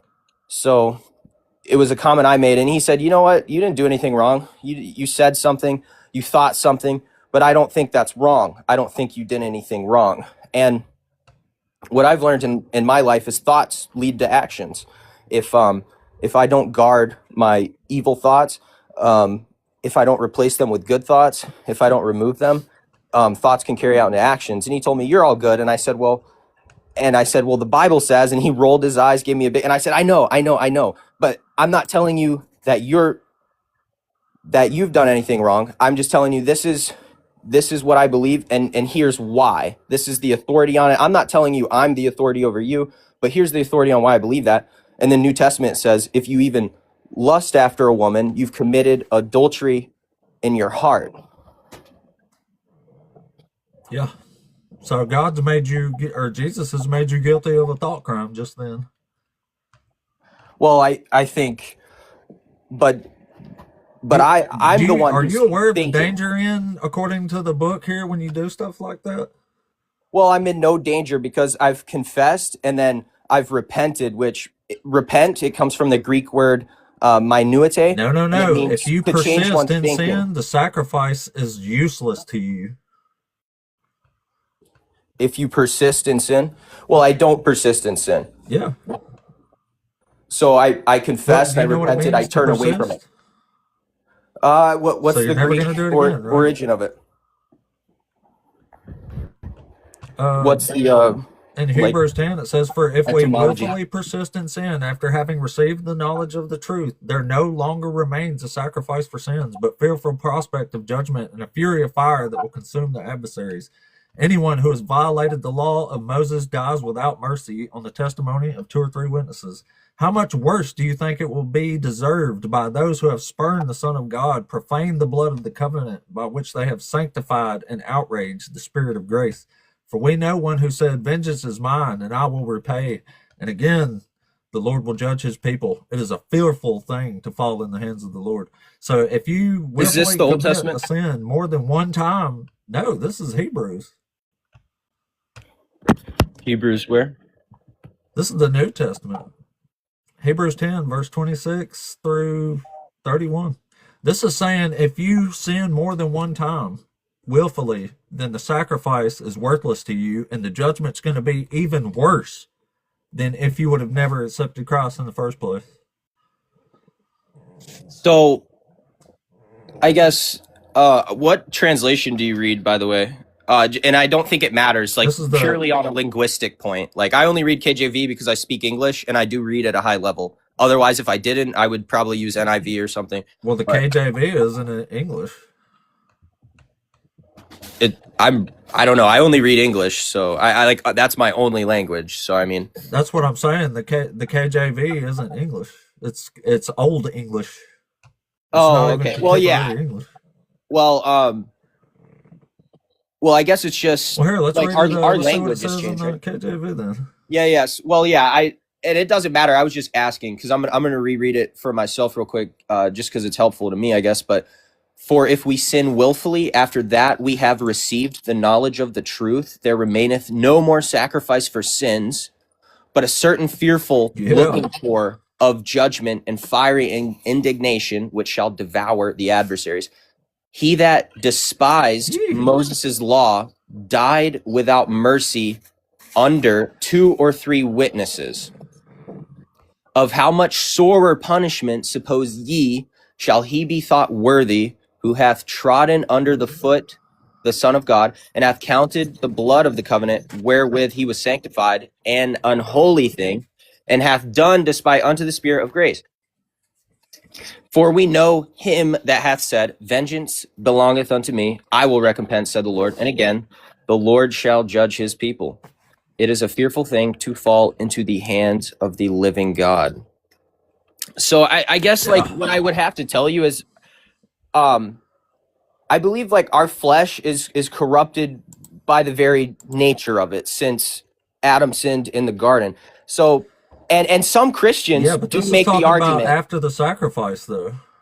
It So straight up I've says heard. it. It says there no longer remains a sacrifice for sin if you willfully persist in sin after having received knowledge of the truth. Right. So what I would point out to you is I guess you're telling me that I'm like willfully remaining in sin, but I'm telling you that I'm actively trying to turn away from it. So now what's interesting is my salvation is actually like kind of in question, and I'm not ashamed of that. Actually, this is actually kind of good. I You're was just calling saying, me out I and was just putting me on the warning spot. you that you're walking a real dangerous line there with the lust and stuff. Like, Of course, absolutely. No, you're totally right. And if I don't get a hold on it, if I keep walking outside and I see women and I think those thoughts, oh yeah, my very soul should be in question. What I know that well, good luck with that. I appreciate that. I do appreciate that. And I gotta say, I like your tone. Out of like Muslims I've talked to and out of other atheists I've talked to, I mean, are you from down south or anything? Yeah, I'm from I'm North from Alabama. North Alabama. I'm from Tennessee, and you do remind me a lot of my biological father, who too. I hardly know, but his name's Jason.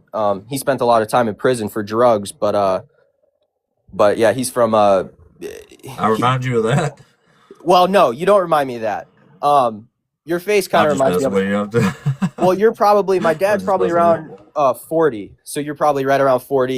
You got the long hair, and like my grandfather on my mom's side and my uncle both had really long hair. Not really any tattoos, but you do sound a lot like my dad. Yeah. Just kind of knowledgeable Sorry. about I am about from some things. Memphis, so Really? No. yeah. That totally explains it then, because he was in prison for a while, and then when he got out to the halfway house, he was in Memphis, and he had a Memphis accent from the prison, I guess. So, well, Well, I grew up in North Alabama, so I got a North Alabama accent. But I'm just saying, I was from there. You are from Memphis. Well, that's interesting. But I guess to make this like good for you, can we move to God is cruel and unjust, and I'll be pretty quick. Oh, sure. So I guess my question is, forgot. but it says you're an atheist, right? Yeah. You're okay. Sorry, I have a question for you. So,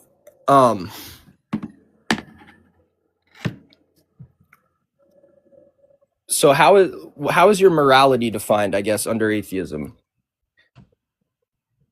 Are Morality is just dealing with what's right and wrong. okay. So like what is right and wrong? Like, is there a moral law, I guess, No. that no exists law. outside of God? Because like even before the law, Wait, it was what now? it was wrong to murder, or it was wrong to like even before the law came, there was still morality before that. Like Cain wasn't supposed to kill Abel, stuff like that. So I guess if God exists and he created life and he has authority over that life, humans judging God being cruel, unjust, humans judging God assumes humans are the highest moral authority. But with atheism, usually it struggles to justify objective morality. It's usually pretty subjective. The idea Well, it's that like always subjective. Actually, I don't even think there's such thing as objective morality. so if the universe is only matter and chance, cruel and just are just your personal opinions and not real moral laws. So if there is no God and morality is subjective, in that case, calling God cruel is just your opinion, and it's not an objective moral truth. Yeah. There's no objective moral truth when it comes to God, anyway, or morals. In fact, there's no such thing as a law of morals. You can't be bound to a law of morality. Morality is deciding what is good or bad, not being like told and enforced what's good or bad. That's You know just the what's, wrong idea of. I guess, Go ahead.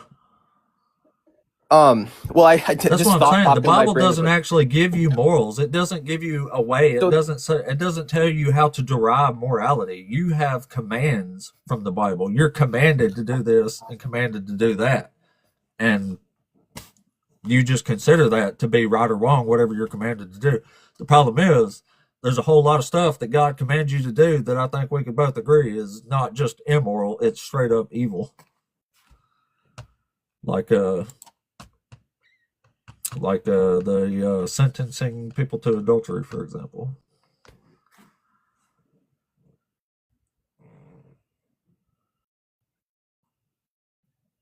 Let's take up there.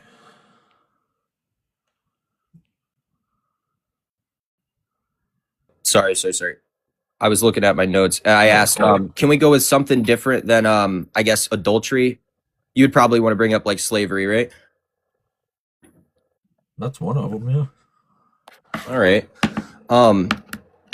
I guess, like historically, when I've researched about slavery of that time, like under Israelite law, it's different from the slavery that we have today.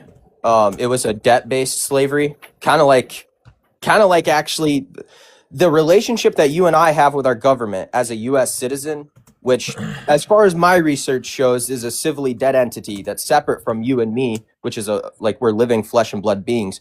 But the identity they call into court, the identity that they tax to repay the national debt to foreign bankers, you and I were responsible for about 50,000 in our lifetime. But now it's because of inflation is about 200,000. So we're indebted. So I guess I kind of forgot where I was going with that. I'm not gonna lie. Well, I think I know where you're going anyway.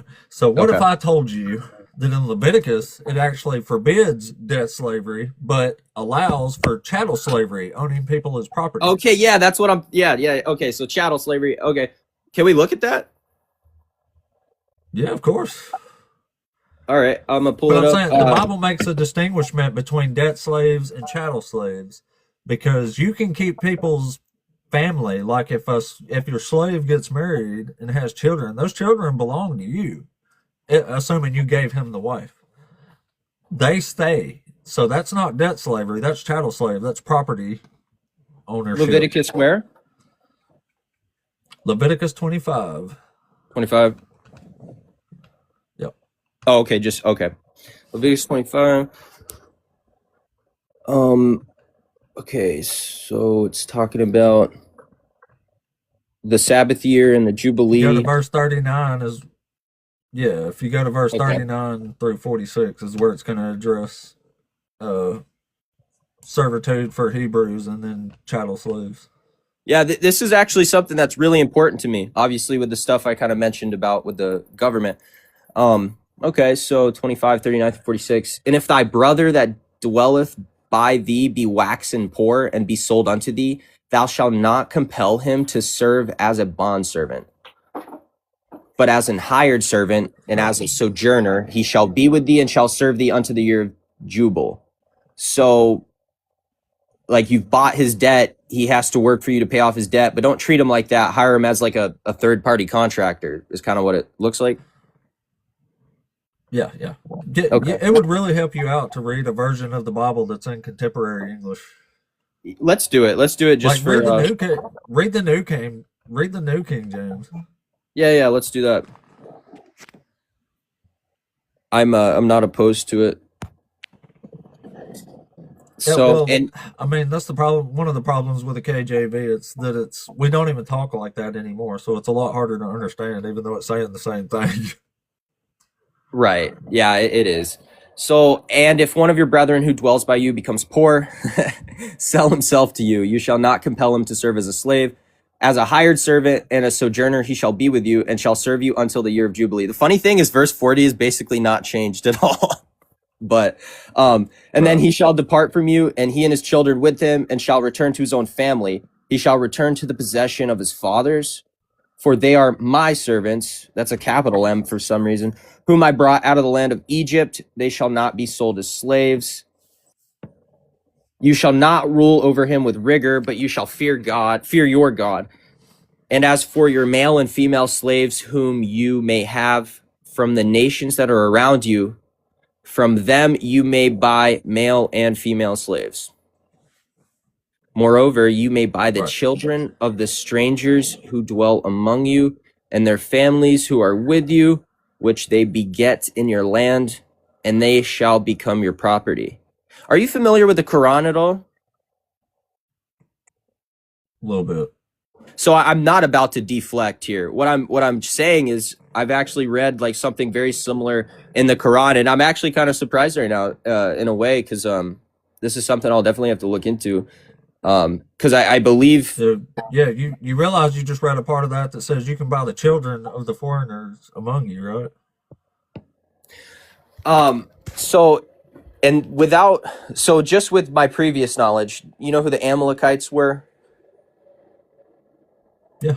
In the Old Testament, they were evil generation to generation.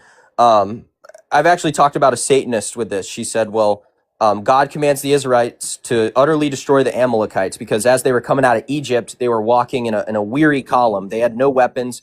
And of course, like, you know, in a wolf pack, the weak are at the front. Well, I believe in this procession, the weak and the tired and the elderly were in the back. And essentially the Amalekites come through as they're leaving Egypt and they kill a bunch of people in the column.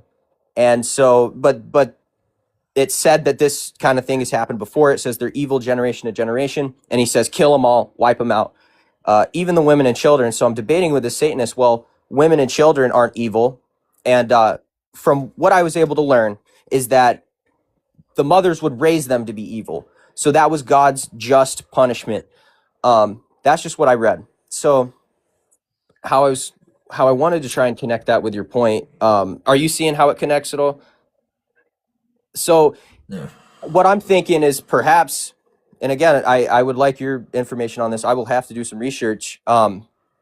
It does talk about buying them as slaves, though. So I guess what I'm about to bring up doesn't really work. Instead of killing a child that's going to be raised by evil people to become evil, what if you adopted them, I guess, into your customs, into your nationalities and your people, raise them up in that way so Wait a that they're minute. not. What, not adopted them? You mean purchased them? Yeah, exactly. Yeah, I guess that's the problem here, huh? Yeah, they're being Which bought they and begin sold now. as property. More of a, yeah, that's chattel slavery. I mean, yeah, exactly. What I I mean, well, look what it's saying here. but something I know hold about on a the second. uh-huh. Hold on. Yes, sir. Listen to the whole thing in plain English here. It says, as for the male and female slaves whom you may have, it is from the nations around you that you may acquire male and female slaves. You may also acquire them from the aliens residing with you and from their families who are with you, who have been born into your land, and they may be your property. You may keep them as a possession for your children after you, for them to inherit as property. These you may treat as slaves, but as for your fellow Israelite, no one shall rule over the other one's hearts. It's literally saying, as long as it's not an Israelite, you can treat them however you want. You can treat them like a slave. They're just slaves. They're property, literally. And in some versions of the Bible, it literally says your money. It straight up calls them your money.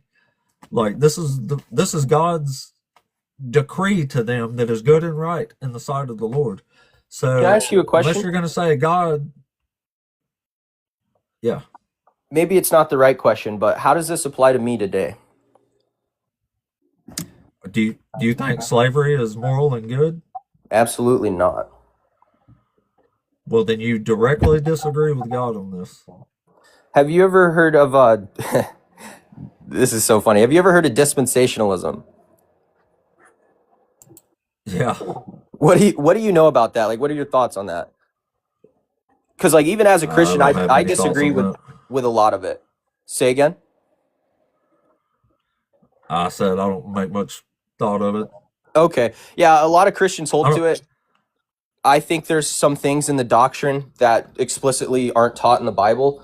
But essentially, how other Christians explain it to me is dispensation refers to a period of time where God dealt with a group of people. So, Garden of Eden with Adam and Eve would have been a dispensation. The Old Covenant with the Jews and Israel would have been a Yeah, they're trying dispensation. to argue that maybe it was right then, but it's not right now, right? I don't, well, specifically, I guess I don't really ask them about, you know what? How about this, though? I will tell you what, I'm going to follow you. I'm going to go talk to someone who talks about this dispensation stuff, and I'm going to ask them directly about this. I'm going to put it in the way you're putting it to me so I can try to understand their point of view on it. If that's the case, that they're just saying, well, at the time it kind of had to be done.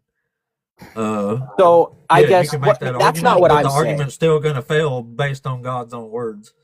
What I'm saying is that God has dealt differently with me in this time, and so he hasn't dealt with me in a way where, so like that, so it also says in the New Testament that if you will love one another, then you have completed the whole law. So like as a Christian, I'm not required to, so like I said, morality existed before the law. So obviously I can't kill, steal, all that fun stuff. However, I don't have to bring two witnesses with a disobedient child and stone him to death for being disobedient. I don't have to get put to death for not going to church on Saturday, keeping the proper Sabbath on Saturday. So like, well, that's God disagrees with you. yeah, and I have Christians that believe, I've heard them tell on TikTok just like this. They say, well, Christians can't stop sinning. You might have seen them on here. Or Christians can stop sinning. They'll say they can stop sinning. Well, you have to stop sinning according to Scripture, but it don't happen. That's why Jesus says very few people are actually going to enter heaven. Like Jesus says, the path is wide, but the gate is narrow, and few are going to enter. Only the ones who do the will of my Father, and that's not many people. But it says because you're not willing to keep the commands that Jesus told you to keep to get to heaven. Yeah, and I mean I don't have too much to speak on that. I just know that like I'm not God, so I make listen to God's actual words here when it comes to the commands. God told them to be careful to obey all the words that I command you, so that it may go well with you and your children after you forever, because you will be doing what is good and right in the sight of the Lord your God. So God is explicitly saying himself, you will keep these laws forever, and these laws are what's doing good and right in my sight. Where is this? I'm very sorry that I have to keep asking you that. That's in Deuteronomy 12. Yeah, if you'll just tell me real quick, I can pull it up so quick and just read it. Deuteronomy 12 verse 28. 12 verse 28, and we'll do NKJV.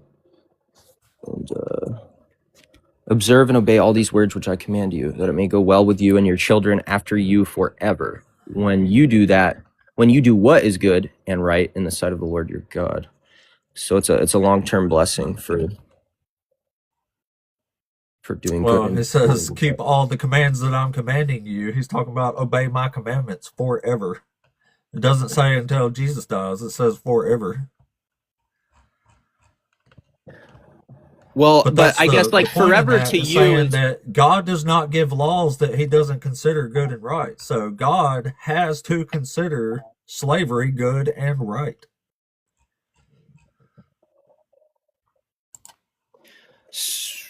That's what I'm saying. If God allows slavery, it's good and right in his sight. He doesn't allow evil things to go on. And he says to do it forever.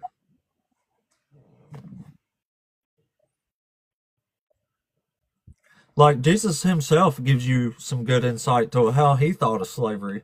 I think it's in Luke 17. He just makes like a little analogy and uses a slave. He's like, "Do you thank a slave when they come in from the field?" And it's like, "No." He says, "Do you invite them to sit at the table?" And you're like, "Hell no." I've actually They get to come eat after you're done. Like this is Jesus' insight into a slave. It's the typical view of a slave here. right, but I think he's likening the disciples to a slave. I So he's know, saying and he he's does it saying in a really bad way. so He's I asking rhetorical questions about slaves, like, "Do you thank them for what you've commanded them to do?" You're like, "No, you don't thank them."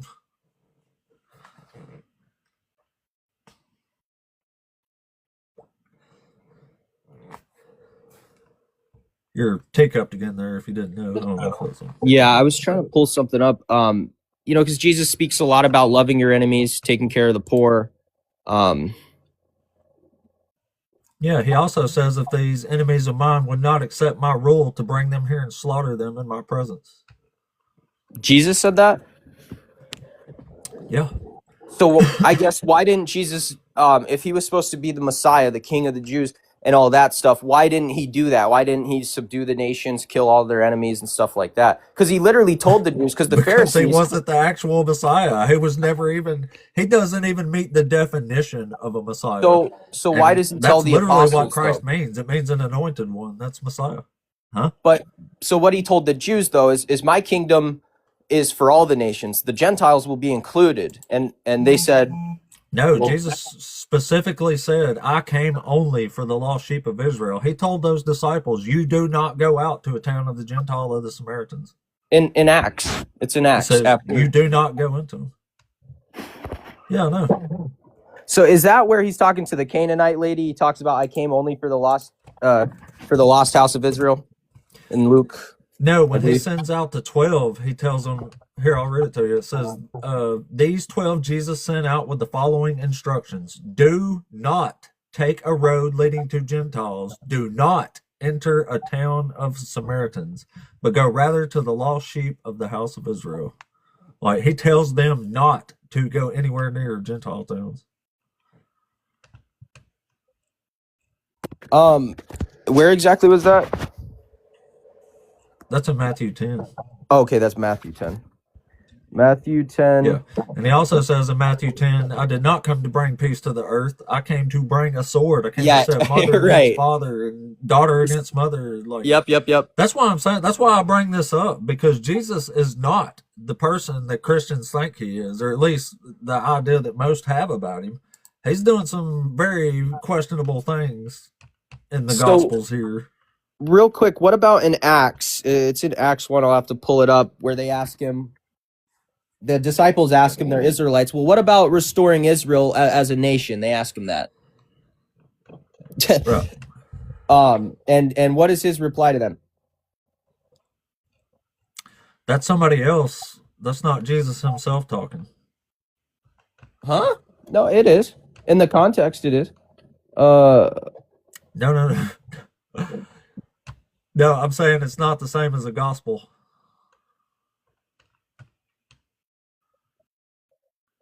okay, so all I'm saying is that in Acts 1, 6 to 8, the apostles are asking Jesus about the restoration of the kingdom to Israel. In Acts Oh, 1, verses 6 to 8. And it says, when they therefore were come together, they asked of him, saying, Lord, wilt thou at this time restore again the kingdom to Israel? And he said unto them, It is not for you to know the times or the seasons, which the Father hath put in his own power. But ye shall receive power after that the Holy Ghost is come upon you, and ye shall be witnesses unto me both in Jerusalem and in all Judea and in Samaria and unto the uttermost part of the earth. So I debate this a lot with the Jews who say they are not, but are the yeah, kings, that, yeah, and that's coming from Paul, not Jesus. but Paul had a revelation from Christ, no? I mean, he met Jesus. Well, that's who Luke is supposed to be. It's a traveling companion of Paul. He's learning that from Paul. The problem is, Jesus doesn't agree with it.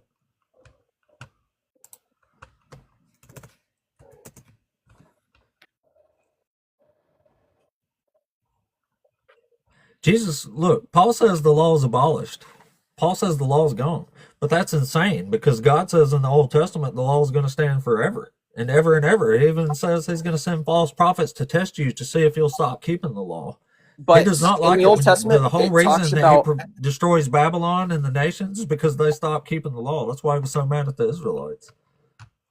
so And Jesus says that the law will stand until heaven and earth pass away. He says not one letter or stroke of a letter will fall away from the law until all is accomplished. And all is accomplished when heaven and earth passes away at the end of the age.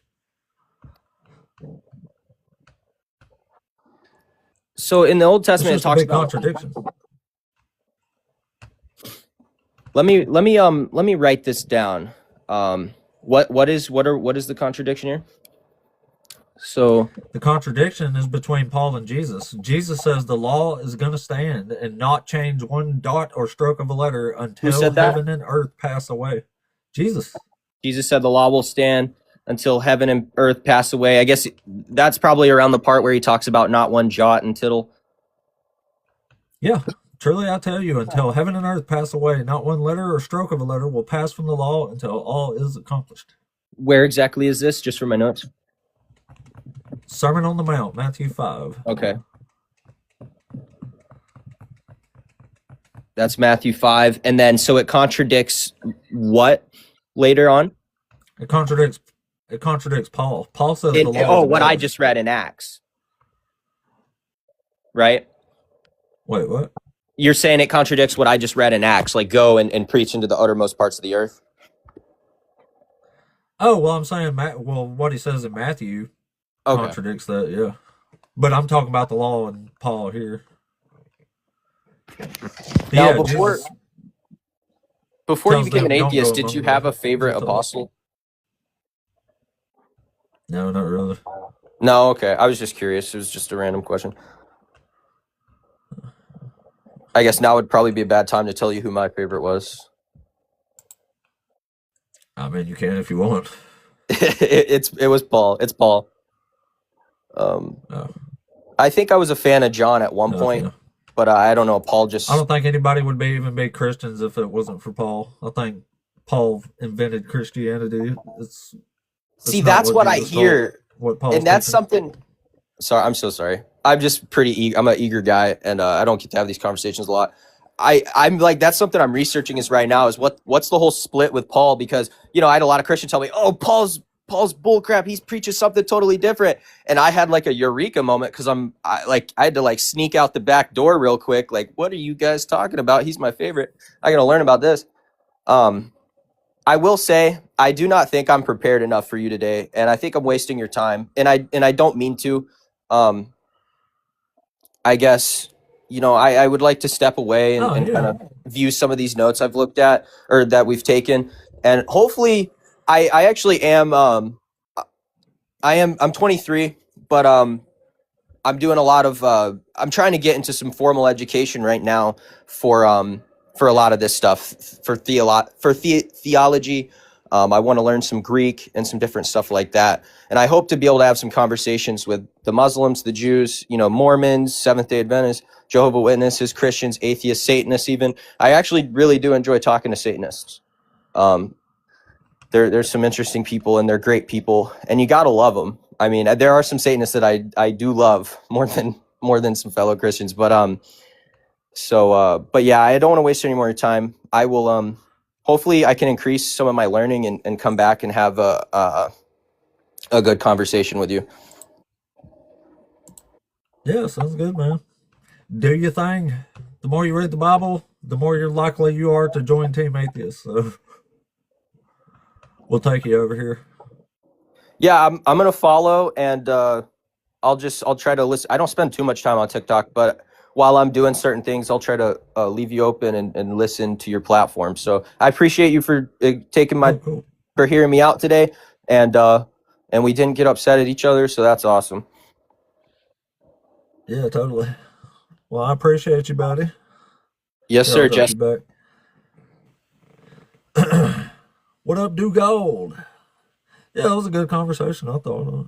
I don't mind casual conversations. I'm telling you, like, you can spark the head there of some folks Just by bringing this stuff up, especially if they're going to go read the Old Testament. They'll be on Team Atheism in no time.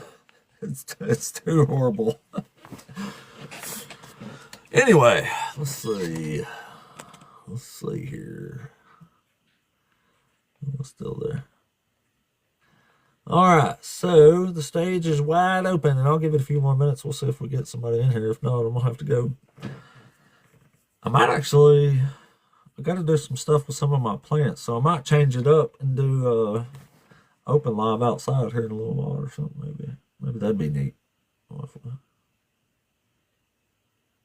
can work on my. I got to wire up some bonsais and stuff, but I can do that maybe even on the live stream. I can do that while I debate.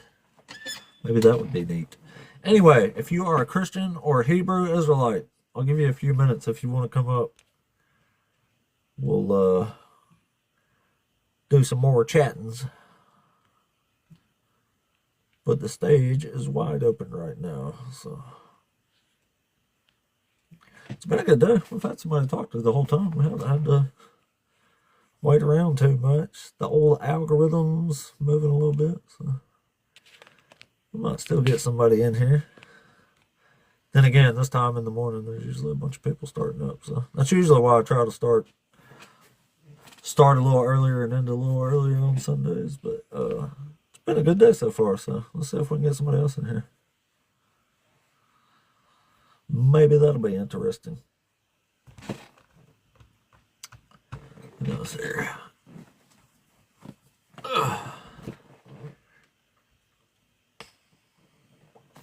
Anyway, Christians or Hebrew Israelites, come on up.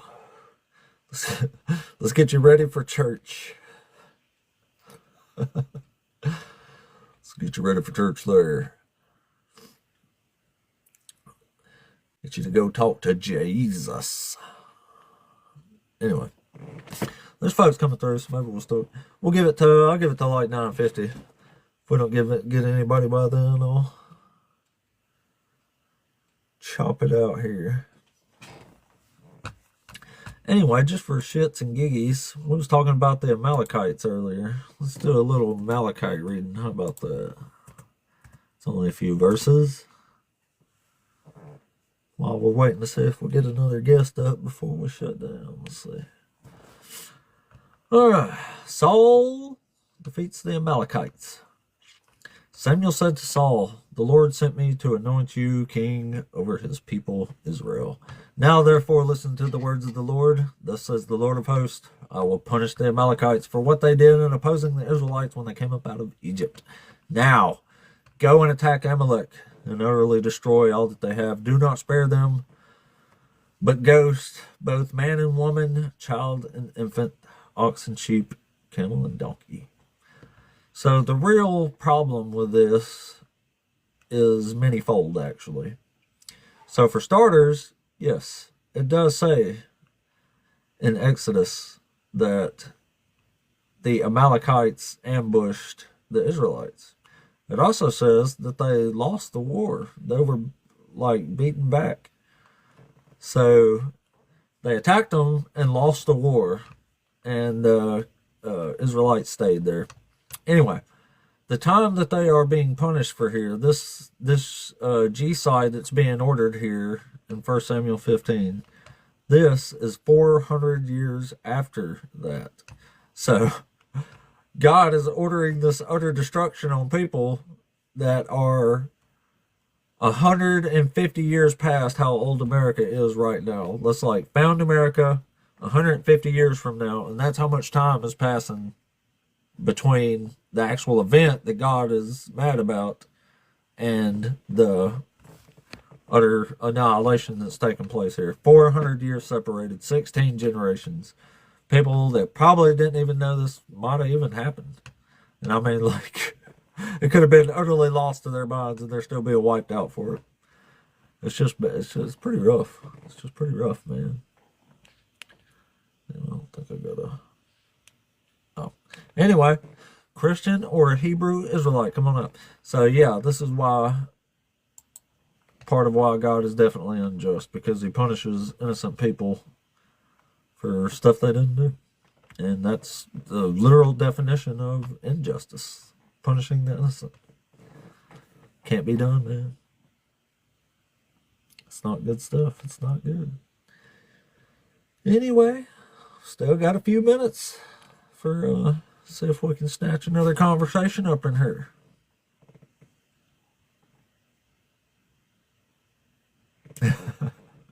Josh will try to talk to a bunch of people in the comments. Good luck, buddy.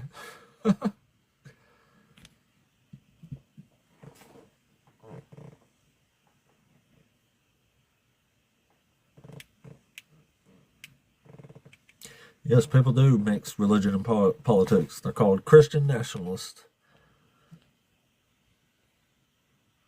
They're silly, man.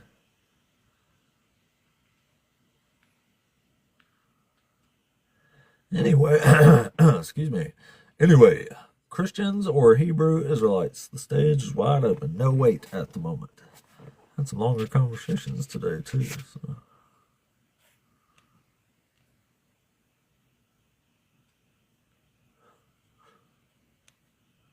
So, come on in, come on up. Still got a couple minutes.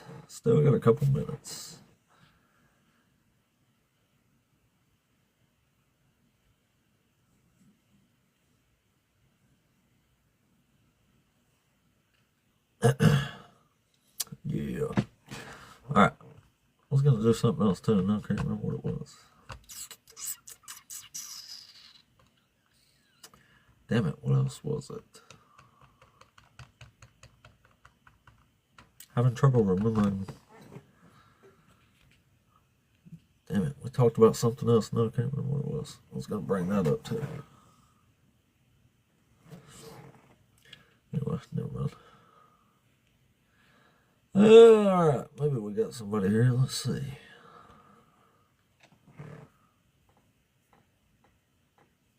Yeah, maybe not. Yeah. Accidental request up. That's alright.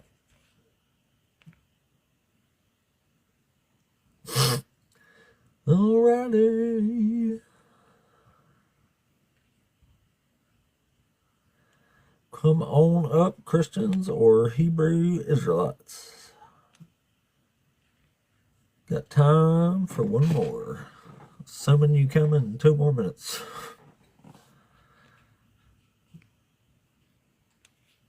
Ain't too bad.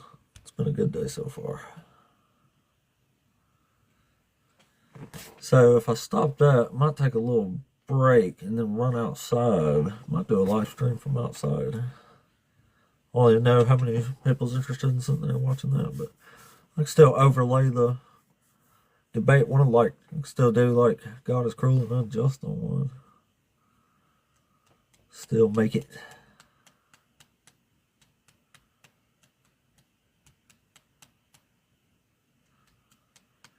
Anyway, still got a couple minutes if you want to talk here and you're passing through or whatever. Got 2 minutes before we.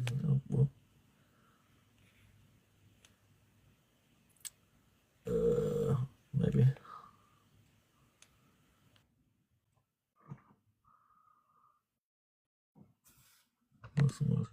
Oh, Sykes, are you there? Yeah, I'm here. Hello, can you hear me? Yeah. Are you over 18? What was that? Are you over 18? Yeah, I am.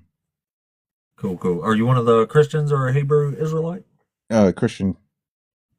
Cool, man. So which one of the topics you wanted to talk about here? God is cruel and just. Well, I guess the first one where it says God is cruel and just. God condemns slavery and rape. And you said that Jesus is a fraud with bad morals.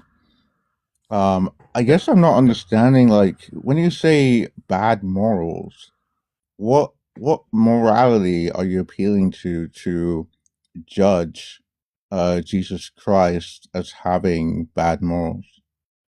Just my own. Your own? Yeah. So do you not see the issue with that? If it's just your own standard of morality, then it doesn't actually mean anything. It's basically amounts to Well, nothing what because standard am I supposed to be using if not my own standard? but that's the thing. If it's just your own standard, then even you doing this live, and I understand this is atheists do this all the time. They have lives like this, but even you doing this live is basically you're basically setting an intention that your standard should be adopted by other people, but you're not understanding that your standard is I didn't say meaningless. that. I'm just saying, I'm just debating that Jesus has bad morals. Yeah, but it's impossible to debate someone based on like just their opinion or their personal standard. You know, because Okay, so like what'd you come up for? no, but that's the point. I'm coming up to say, I a Christian cannot debate you if you're just appealing to your own standard. Like it's just your opinion. It doesn't even really matter. Yeah, You understand? So that's basically the point. Yeah. But thanks for letting me up. no problem. Thanks for absolutely nothing. All right, well, that was interesting. Good Lord. Yeah. Yes, I do have an opinion on the matter, in fact. Yeah. Yep. Hmm. I'll tell you what we could do. I could just borrow the Bible's standards and see if it even holds up to that. Either way, it's gonna fail. It doesn't matter whose opinion we use. Dang. All right, let's see if Kane here. Oh, Kane, are you there? Kane? I don't think Kane's here on purpose. All right, let's try. Oh, I thought we had another one, but we don't. Crudsies. I thought we was getting folks requesting up all of a sudden. Well, we had a little influx, so I guess I'll give it a few more minutes. All right, I'm extending the deadline a couple minutes here, see if we get somebody else. Extending the deadline. Couple more minutes.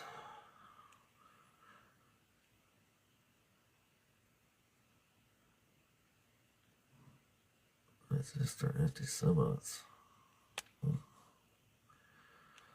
Weirdos.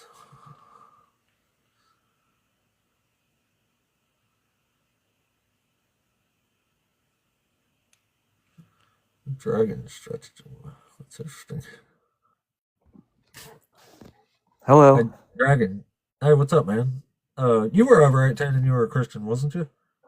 I'm an atheist Christian. I can explain it. I know you don't believe it.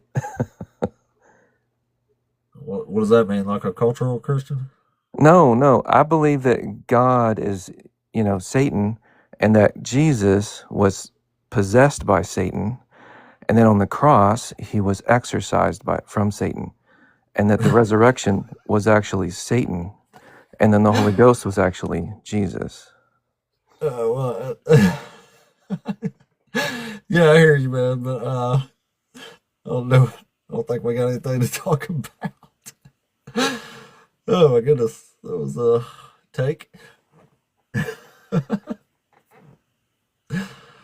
Oh man. Anyway, all right. I'll extend the deadline 2 minutes every time we get somebody up, but I don't know what to do with it. All right, let's block an idiot here.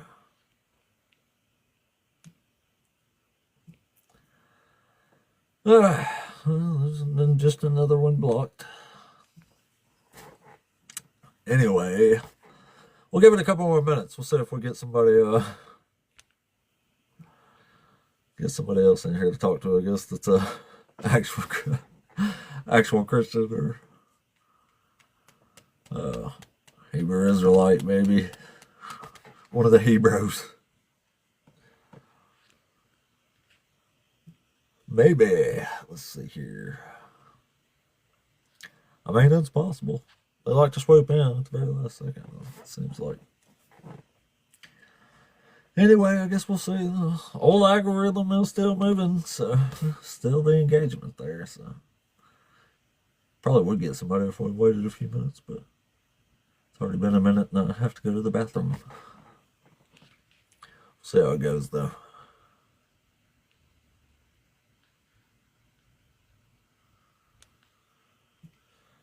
Yes, that's correct, Reverend Chad. Just did follow Jewish law. There is only one law. There is but one law. The only law.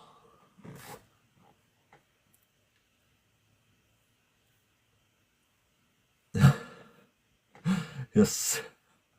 I don't know where atheist Christians fit into that though. I've never heard that. That's funny. That's funny. Anyway, Christians or Hebrew Israelite, if you want to come up, we got 1 minute and I'll run it back after that and we'll hand it over to the rest of the content creators for the day. Where am I at here? 2 hours and 20 minutes so far today. No violations today. Imagine that. 45,000 likes. Oh shit. I appreciate that. I appreciate that, y'all. That's an awesome number. And I didn't even ask anybody to tap the screen. That's just how awesome you guys are. I appreciate that. Y'all helping the brother out. Alright, let's see here. Alright, 1 more minute. Let's see if we get somebody else. If not, we'll call this part of the live at least a yeah, call it a day on that.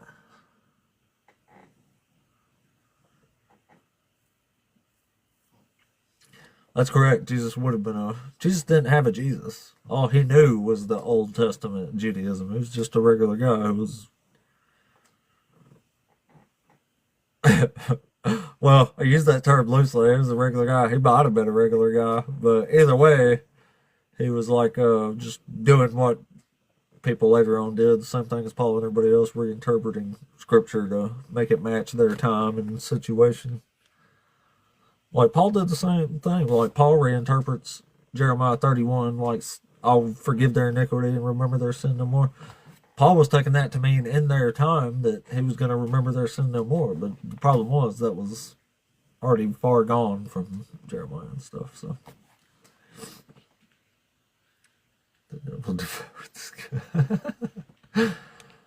oh boy.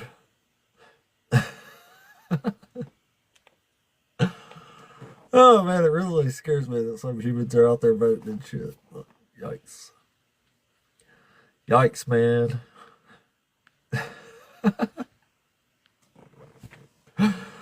Oh, they say some wild stuff, don't they? You can't tell if they're being serious or not.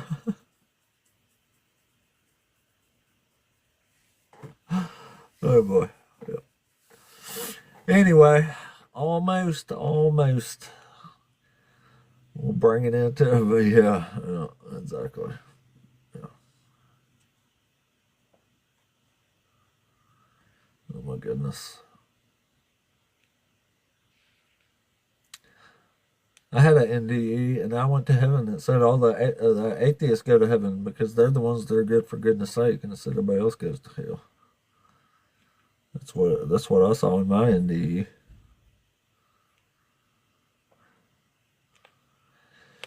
All right. Anyway, 30 seconds. We'll give 30 more seconds, and we'll see. We'll pass this one off if somebody don't jump up here real quick.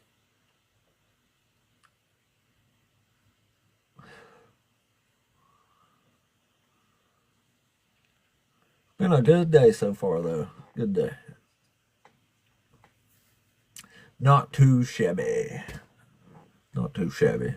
Right up until now, we haven't had any sort of issue getting a guest up here, which is cool. Well, really, not up until now, I guess. But Kang Coco. We're gonna hold on, see. Maybe this is Kang Coco. You there? Hey, what's up, buddy? What's up, man? Not too much. Are you over 18?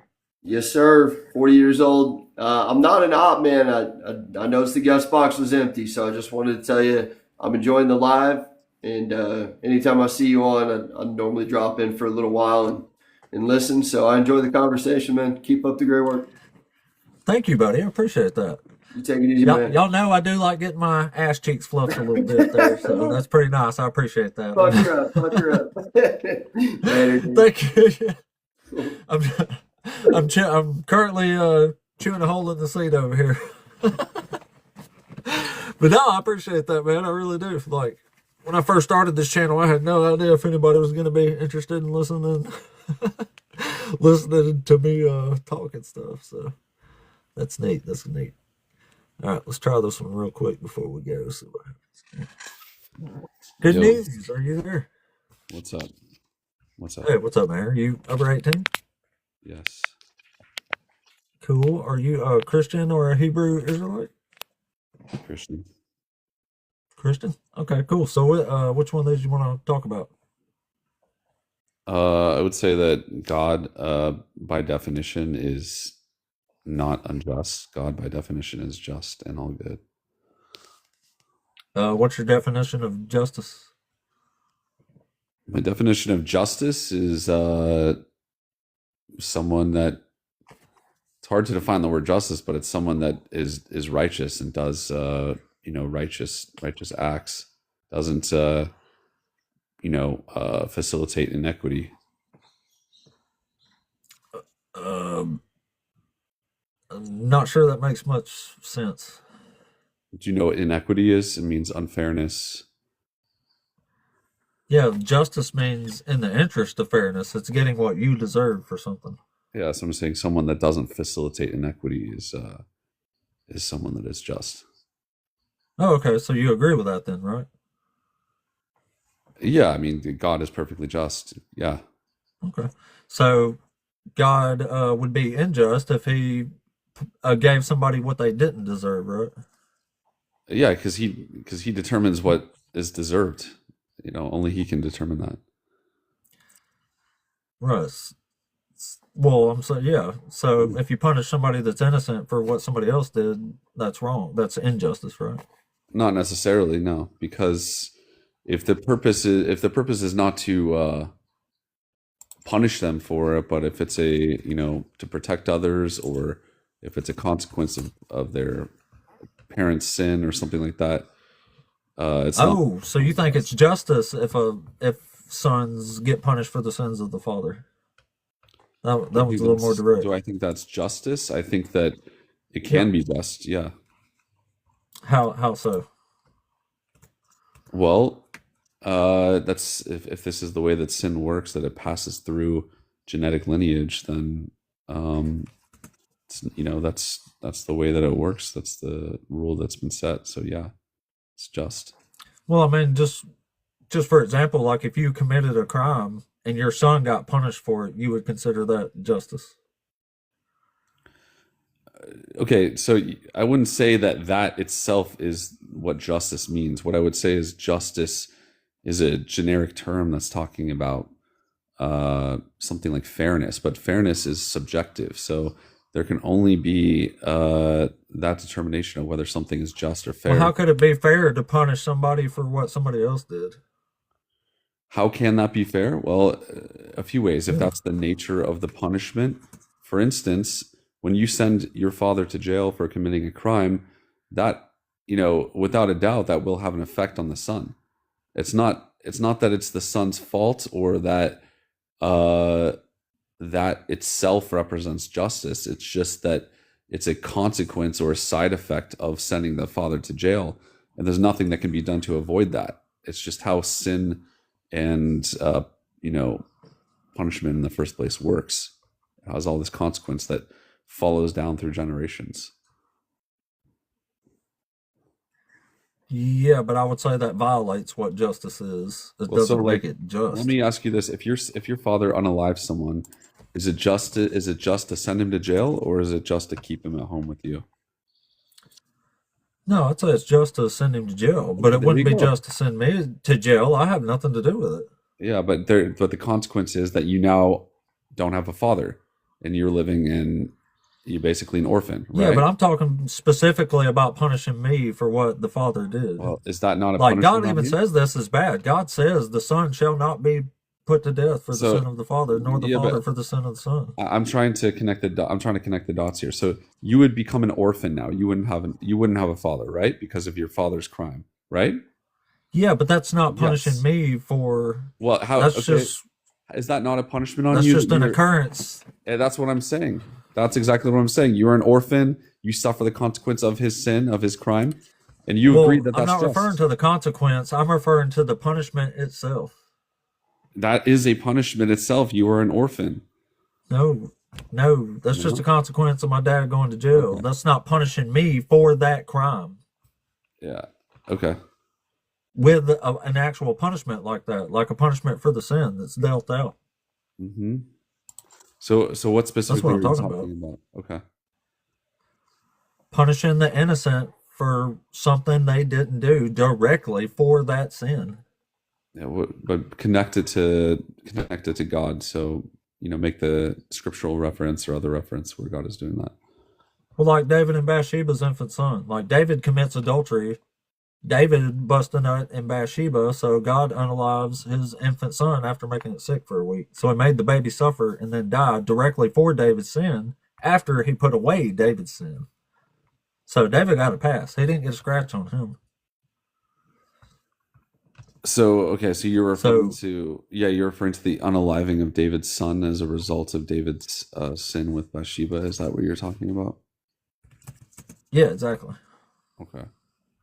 Yeah. So I mean, there's multiple times in the Old Testament that we see, uh, you know, tribes that are trying to fight Israel that are being unalived, and obviously, there are children included in that.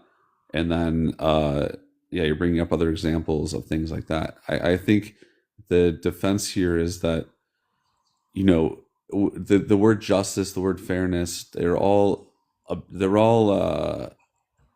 subjective meanings to us. So your feeling of what's just is different from my feeling, and the only truth is that there must be one objective. Obviously, because I don't think it's justice to punish innocent people. Yeah, but there must be one objective source of truth. Would you agree with that? No. No. So then you're A truth is just something you can justify in reality. so then so if I can justify it to myself differently than how you justify it to yourself, you're saying we're both equally true? If you can justify it. So we have different definitions of truth that contradict each other, yet we're both equally true? Well, it depends on what you're talking about, but See, if you can that's justify a truth, then yeah, it's true. this is the problem with the way that you're thinking about it. We can't have two contradictory definitions of truth yet both be true at the same time. Therefore, there must be one objective source of truth, or what justice. All right. Well, let's just use a foundational definition of justice here. It says justice is fundamentally defined as a moral principle of rendering to each person what they are due, encompassing fairness, equity, and righteousness in treatment. Does that sound pretty reasonable? Yeah, but the thing is that you might think a particular occurrence is just. I might think another thing is just. And if these contradict each other, Sure, but we can get to that. But right here, we can just agree on a standard to go by, and then we absolutely. can get into that. Yeah, but like we're gonna disagree on different occurrences. That's my point. So there has to be one objective. Yeah, there has to be one objective. But if you can agree if we can both agree that moral principle of rendering to each person what they are due is justice, then it becomes pretty clear that if you're not getting what's not due to you, then it's injustice. Exactly. So who determines what's due then? Like I think what's due is different than what you think is due. So do you think an innocent baby was due a punishment for adultery? Here's what I think. Again, if we have different principles of justice and fairness that contradict, there can't be one that doesn't help us. We don't contradict. We agree. We don't. We just agreed though. No, we okay, so you don't agree that justice is getting what you're due. You think that's do you not? What I'm trying to say is getting what you're due is where we disagree. I think there's an objective source of truth, and thus, if the objective source of truth determines that a particular action is still just or fair, then so be it. But the problem is that you have Okay, so how in the world is it just or fair that an innocent baby got unalived for somebody else's sin? yeah, the ultimate reason here is that if this objective source of truth and justice, which we both agree is the source of truth and justice, takes a particular action, it cannot by definition be unjust. It's by definition unjust. If justice means an eye for an eye, you can't punish the sin. God says you cannot put the son to death for the sin of the father. He says that's bad, and he does it. He's doing it right here. Yeah, because the definition itself that you're pointing God's to, failing his own standard. yeah, the definition itself that you're pointing to requires someone to determine what is quote due. So unless it's you or me or one of the other 7 billion people on earth, That's why I'm asking you. I'm not talking to God here. I'm asking you how. I'm asking you. Yeah, for me, This I think is an innocent baby. The baby didn't do anything, right? yeah, yeah, as far as I know. But is my point is exactly. As far as you know, the baby is completely innocent of the crime that it's executed for here. the point is that if there's an objective source of truth, then we know that's the truth. But if it's my perspective or opinion on what's good or bad, it's always going to be wrong because it's always going to be contradictory to your opinion or someone else's opinion. So that's my whole point here. It's just by definition that God is just, and we believe in an objective source of truth and justice. So what is a scenario where God could fail a test for justice or not? It's not possible. I mean, God is fully just. He can't be unjust. Okay, well, there you go. Then you don't even have a standard to go by. You have no way to judge if this God is good or bad. Why could you we just literally have to stand there like a puppet and listen to whatever it tells you without any concern of your own, whether this is actually right or wrong. How are we going to be able to judge our Creator that's all-knowing? That makes no sense. That would be because I have an actual standard that I can use to do that, where you completely lack it. Well, you have your own standard in your little finite ape brain, but it doesn't matter. I can use my standard and I can use God's standard. Either way, it fails. God says this is wrong to do this, and then does that. God is not even passing his own standard. Where does God say that God can't make such a decision? When God gives commandments, He gives commandments to people. Okay, so when God says it's wrong to do this, does He mean it's bad or good? It's neither bad nor good for Him to do something. It's bad or good for us to do something. It's a commandment given to humans. Why is it bad for us but not Him? I mean, that's a double standard. It's not. It's of course there's a double standard between God and humans. God is all-knowing. I mean, of course there's a double standard, but it's a double standard. Like there's nothing you can even tell me. You don't even know if God's evil. Because God is. You have divine command. God is fundamentally different in terms of nature than humanity. So of course He's going to have different standards for His actions versus ours. Without a doubt. Like, why would I have actual standards that I apply to Him, and He fails on every level. He fails His own level, even if I apply His own standard to Him. I have no reason at all to think this is good or just. Yeah, if you apply His own standard that He gives to us on how we need to live to Him, of course, like He's all perfect, all knowing, everlasting. Like, why would you put the same standard on us, a mortal human being living for 100 years, versus the everlasting Creator of all things? Like, that doesn't make any sense. Because I have to know, man. I can't worship an evil, unjust God. I have to know. So I have to apply some sort of standard to this God to know if it's even worthy of me worshiping it. Like, I'm not just worshiping it because I have to out of fear. Like, yeah, if I'm going to worship something, it's going to be worthy of my worship. I want an actual good God to worship. Like one who does good shit for people. Who maybe speaks up when you ask him for help or does something to actually help you. You know what I mean? To me, that would be like good qualities. Yeah, but you're trusting your human nature, which is very, very fallible. Absolutely. I'm trusting my own brain and my own conscience. Yeah, to make the determination that if you really believe that God is an everlasting, all-knowing Creator, and you're going to sit here as a little ant and I don't believe that, especially based on this text. But that's a premise to the. So if you accept it as a premise that God is your Creator, that God is everlasting, that's all you have to just accept that as step one. And you're sitting here as a little human and saying, you know what, you're not good enough for me. That's what you're doing. Yeah. Okay. Not even close. I don't agree with slavery. I don't agree with murdering babies. I don't agree with having women raped as a punishment. Like, none of this is good to me. He has pregnant women ripped open and the babies ripped out like that. Yeah, No scenario that's good to me. Like, you're talking about I can't say this is good in love. Are you talking about the Amalekites or what? Well, there's a whole bunch of examples of that, but in Hosea 13, it literally has pregnant women ripped open. In Isaiah 13, he has them put to the sword. He has babies' brains bashed out in front of their parents, and women raped. I mean, like, this is horrible. This is evil stuff by anybody's standards. The only reason not to think this is evil, if you don't even have a standard of evil to go by.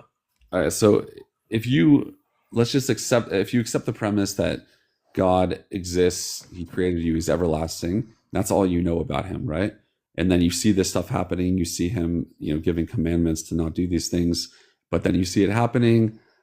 Are you going to sit there and say, you know what, this God is an evil God? I don't worship him, I don't love him.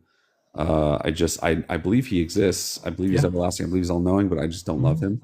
Is that what you're gonna do? Yeah. Yeah? Yep. Okay. Yeah. I'm not denying what I'm reading here. I'm not cool with slavery, and I never will be, and I'm not serving a God who's cool with it. Could you fathom the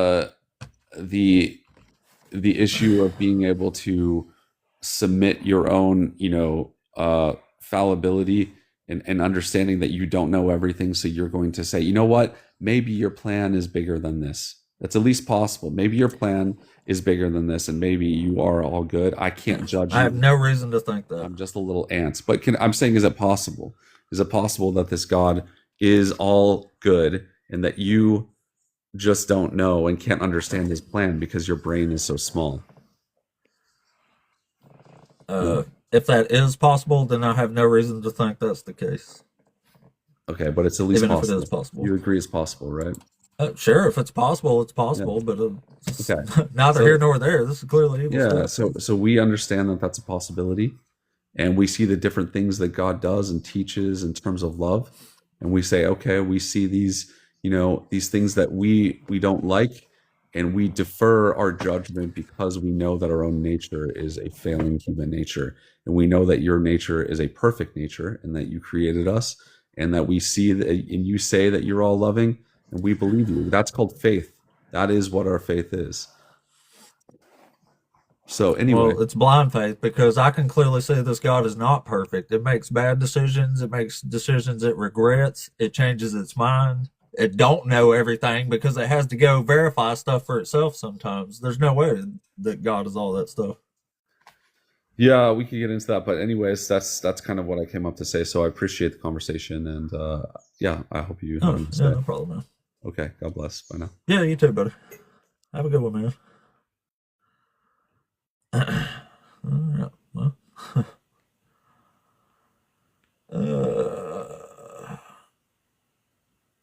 Let's see. Mars, are you there? Oh, I agree with you. Like, that's why, I mean, that guy was kind of an idiot. I'm enjoying I shouldn't say that. That was kind of judgmental. More brainwashed, I should say. But I totally agree. It's kind of telling whenever the God in the Bible, does all these horrific things, and then you read about Satan, and he actually seems like the good guy. I don't believe in either. When I say praise Satan, I'm like just rubbing it in Christians' face. But if you actually compare the two, Satan gave us knowledge, and he's the bad guy. I mean, well, that's the thing too. Like, they're like, it's just your opinion. I'm like, I thought we all had the knowledge of good and evil now. Like, what happened to that? Like, yeah. Well, I mean, that writing on our hearts and our minds. Well, I haven't read it enough to see that. I was raised in the Bible Belt, and there's nothing like that will either suck people into it further or push some of us away, right? Like, and I was one of those that, I'll tell this story, and I'll because you're probably looking for dissenters to talk with. But, there was something that stood out to me. I wasn't even in kindergarten yet, and this story freaked me out so bad. It was one of those memories that stuck. And I remember being in Sunday school, and these old ladies up there in front of us, and they're teaching us about hell, and it's like they're trying to, browbeat us with fear into, believing in God. And I remember this old lady saying you'd burn for eternity. And not only that, she started going into how worms would eat your flesh and things. And then I had nightmares for years of worms eating my That's flesh. crazy and you burning say in that, hell. because that exact same verse gave me nightmares as a child, and I got it from a Yeah. church camp. And it's child abuse, in my opinion. I mean, One could argue. Yeah. yeah, I could argue. I But mean, yeah, it's kind of crazy I you mean, say that, because that was one of the ones that scared me. yeah, That no, and I was movie. going to say we could argue that, but like, I mean, there was a lot of crappy shit I went through as a poor kid. But one thing that probably stuck with me the most was stuff like that. You know what I'm saying? Like, so it's an emotional type of abuse, in my opinion. Now, I'm not saying they meant to do it like on purpose to be. I don't, they just Right, drank the right. Kool-Aid and fed us full of that. But Yeah. anyway, that's my 2 cents. Yeah. Same here, dude. Identical.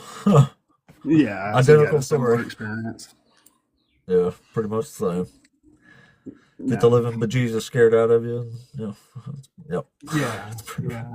But the thing is, it kind of sucks, in some ways, is it's still like I have 3 children. I've not raised them that way, and I have not stopped them from going to church with their friends and things, or even, belittled it in front of them. I've kind of let them come up to their own decisions and things. And they kind of came to the choice, all of them around 13 or 14 years old, that, yeah, this is kind of silly, and, moved away from it themselves. So I didn't raise them with that fear, but I was raised with, that fear. So, it's not something I wanted them exposed to. Yeah. I know how it is, man. It's rough out there in the Yeah. Christian world. Anyway, well, I'll let you get maybe having a conversation with are you looking for people on the other side, I'm assuming, to talk with? Oh yeah, yeah. Usually just do ops, man. But Yeah, yeah. No, but I think I've seen you a few times pop by, so I figured I'd hang out this time. I like your thing, debate a low tier middle school dropout. I don't know if you've seen that, but I was like, that's a trap. You're probably even if you do fit those things, you're probably an intelligent guy, is what I thought. oh, well, I do. I even had a guy earlier. He goes, "Are you really a middle school dropout?" I was like, "Yeah, man." He was like, "Wow." And yeah, I don't know what's behind that, but a lot of times you guys see the truth, and it's kind of silly. Don't want to waste your time with it. Well, cool, man. Well, I appreciate All you right, coming thanks for up, having me buddy. up. And yes, sir. Stick around too. And I'm on pretty much every day unless I'm suspended or something. I try to jump on at least a couple hours every day. We got to put out the good word, man. These Christian nationalists need to be combated ideologically, because I don't want to go back to theocracy. I'll pass on that bullshit.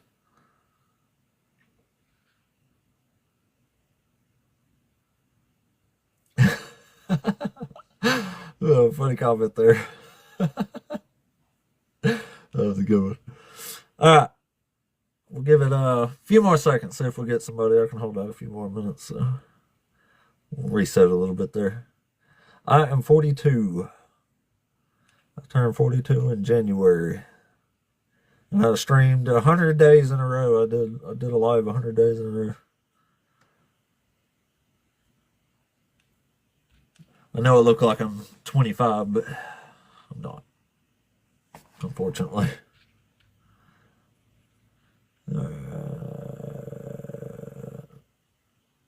Wait, Deester was a friendly.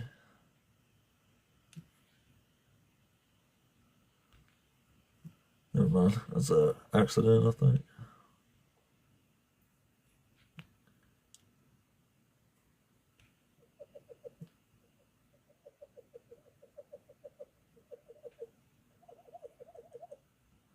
Let's see.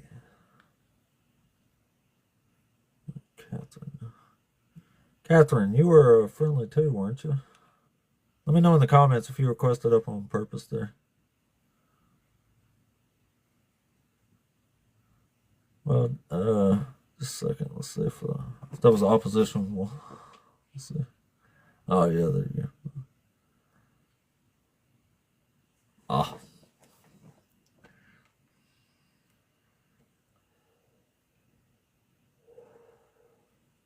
Oh shit. I just read something and I'm like, oh yeah, he's got a comment. I'm like, oh, okay. Hey, hi there. Hey, what's up? Hey, I know that you want somebody that's against you, but unfortunately, I'm not against you. But I guess there's nothing wrong with giving you a comment, right? A Yeah, compliment? sure. Yeah, go Well, ahead. I yeah, don't I will mind. compliment you first of all because I enjoy listening to your live, and there's nothing wrong with hearing a compliment every now and then, I guess. I do The enjoy only them occasionally. Yeah, why not? The only thing I gotta say that's so hypocritical about this whole scenario is that God is supposed to be a role model. He's supposed to serve as a role model for everyone. But yet, with all the controversial things that constantly are discussed over and over again, with all the confusion, okay, he changes his mind. He skills the innocent, the babies. He condones scrape. He makes deals with the devil. He skills his own son. He tells you to hate your own parents. I mean, this is supposed to be a role model? I mean, come on. We're supposed to praise this? So the dude that was just on here Yeah. before you tried to convince you that, well, you don't know what God's intentions are. Well, guess what? What if he doesn't know that the book was manipulated and the person that you're really worshiping isn't the person who you think or spirit that you think it is?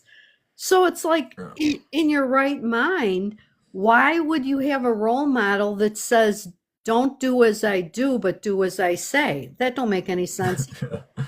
What? Obviously not good leadership qualities. Yeah. No. And it's like, you want to talk about confusion. That's why we got so many mental wards. Yeah. I mean, Well, I some, mean, they always act like it's some kind of mystery. Like you can't understand why he's doing this. But I mean, I just sit there and listen to that. I'm like, hello, it just told you why he did this. Like, it's not a mystery. Like it What's says. what's funny is I listen to you bring down every single person that gives you a conflict of opinion, and just like the last guy, and you bring them down the same road, and you get them to get on the same light as you, the same frequency, to almost get them to admit that what he's saying is incorrect, and then they turn around and try to just at the last minute try to just turn the other cheek and make another excuse of why you're wrong, when actually he went right along with what you said the whole time. And I just laugh. I'm like, do you hear yourself? Yeah, they deviate in the corner there.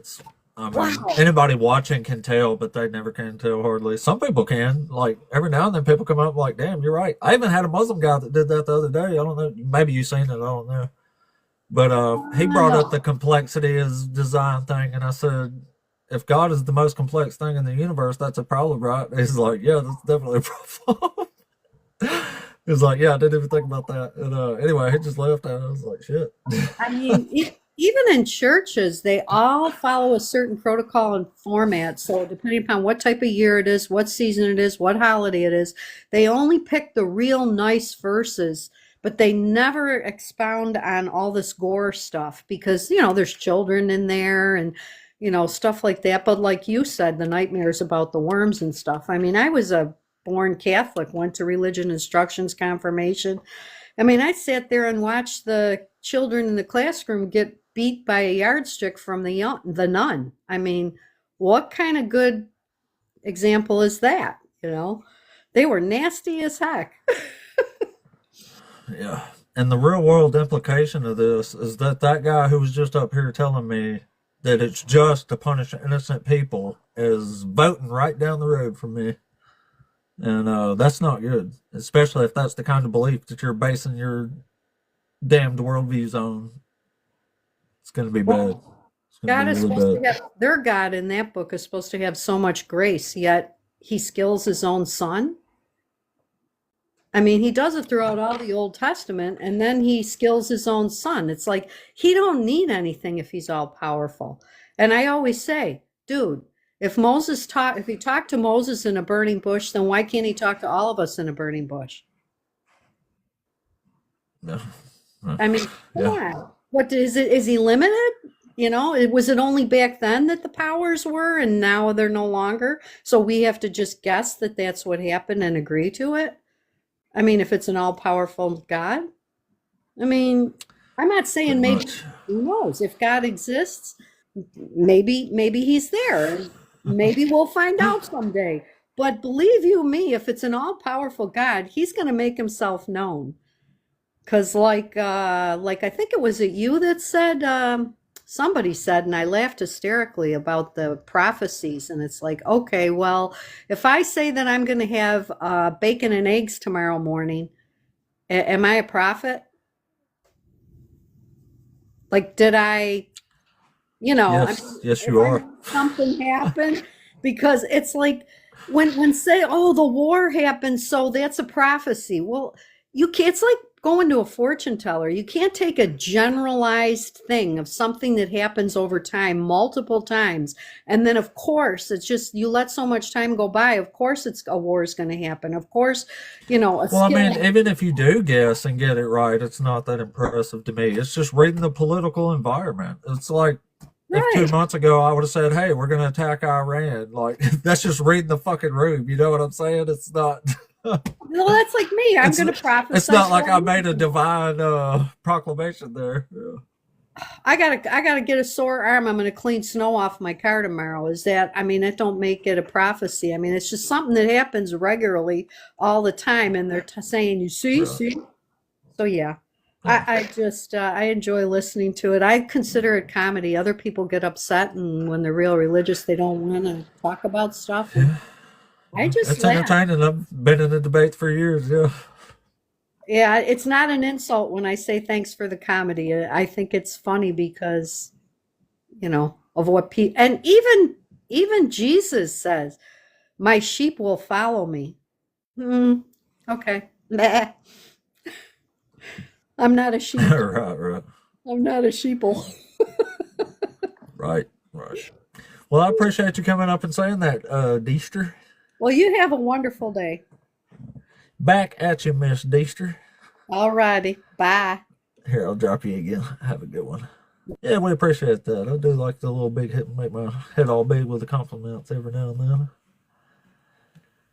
But anyway, I guess we'll hold out. Let's see. What does this say?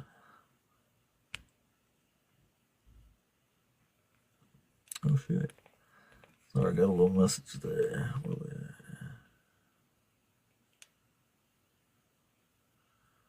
Oh, okay, never mind. Anyway, so let's see. Oh, wait, that's friendly there. All right. Well, I'll tell you what, we'll do it again. We're going to pass it around another 30, 45 seconds, I reckon, and see if we can snatch another one. Hell, maybe we can. Who knows? I haven't had to wait long. I think I almost dare to say the algorithm's getting somewhat, it's not giving me the numbers like it used to, but it's definitely putting me in front of more people, the right people, I think. Whereas before it was having to spend a little while there. It was rough crossings trying to get people to talk to. No, it's not so bad. So anyway, let's see if maybe we can grab another one here. We'll see. I'm still good to go for a minute if we are. We'll rock on. Oh, yeah, I'll give it at least another half hour. If we get somebody. If not, I'll chop it again here in another minute or two, but we'll see. Because I still have to go to the bathroom. Firebrand, what's happening, buddy? I ain't seen you in a minute. He's been around since I first started doing this. Pretty early on, anyway. Appreciate you hanging around, man. It's cool to see people still catch me after this long and feel like they've heard everything I got to say. Anyway, I'll give it just another minute here and see if we'll get a new one in here. What was that? Oh, that was I think he said that was an accident. All right. I may not be able to make it tomorrow either, so I'm not sure if I'll be on tomorrow. We'll have to see. Unless I do like something like really early or something, maybe.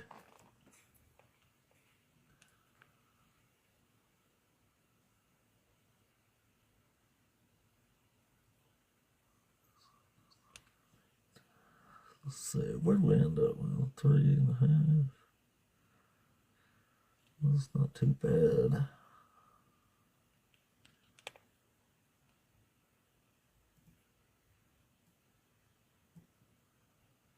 Good Lord.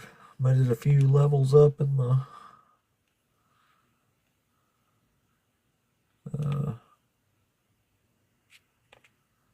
little TikTok live thing. That's cool. Maybe that it pumps me out more. Gives me a higher percentage if people give me gifts.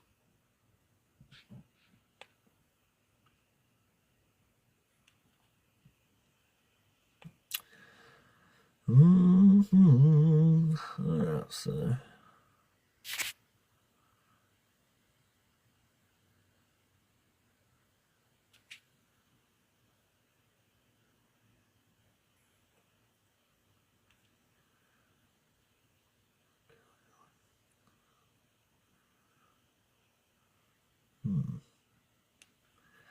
Well, all right, guys. Let's see. I reckon I'm gonna chop it out here. I might do another little live on the back porch though, and work on my plants while I do, and that way I can talk while I work on my plants here.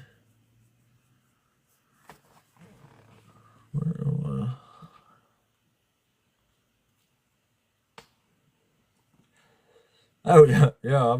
If you're talking to me, I've never.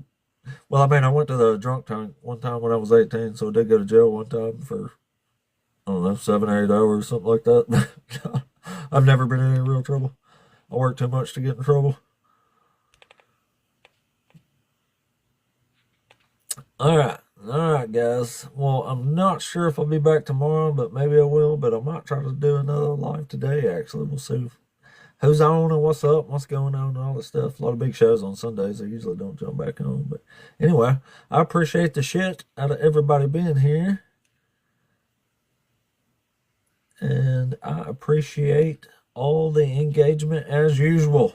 Much love, guys. There's a bunch of shows on right now. Don't know who to say go raid, but either way, we will catch all y'all later.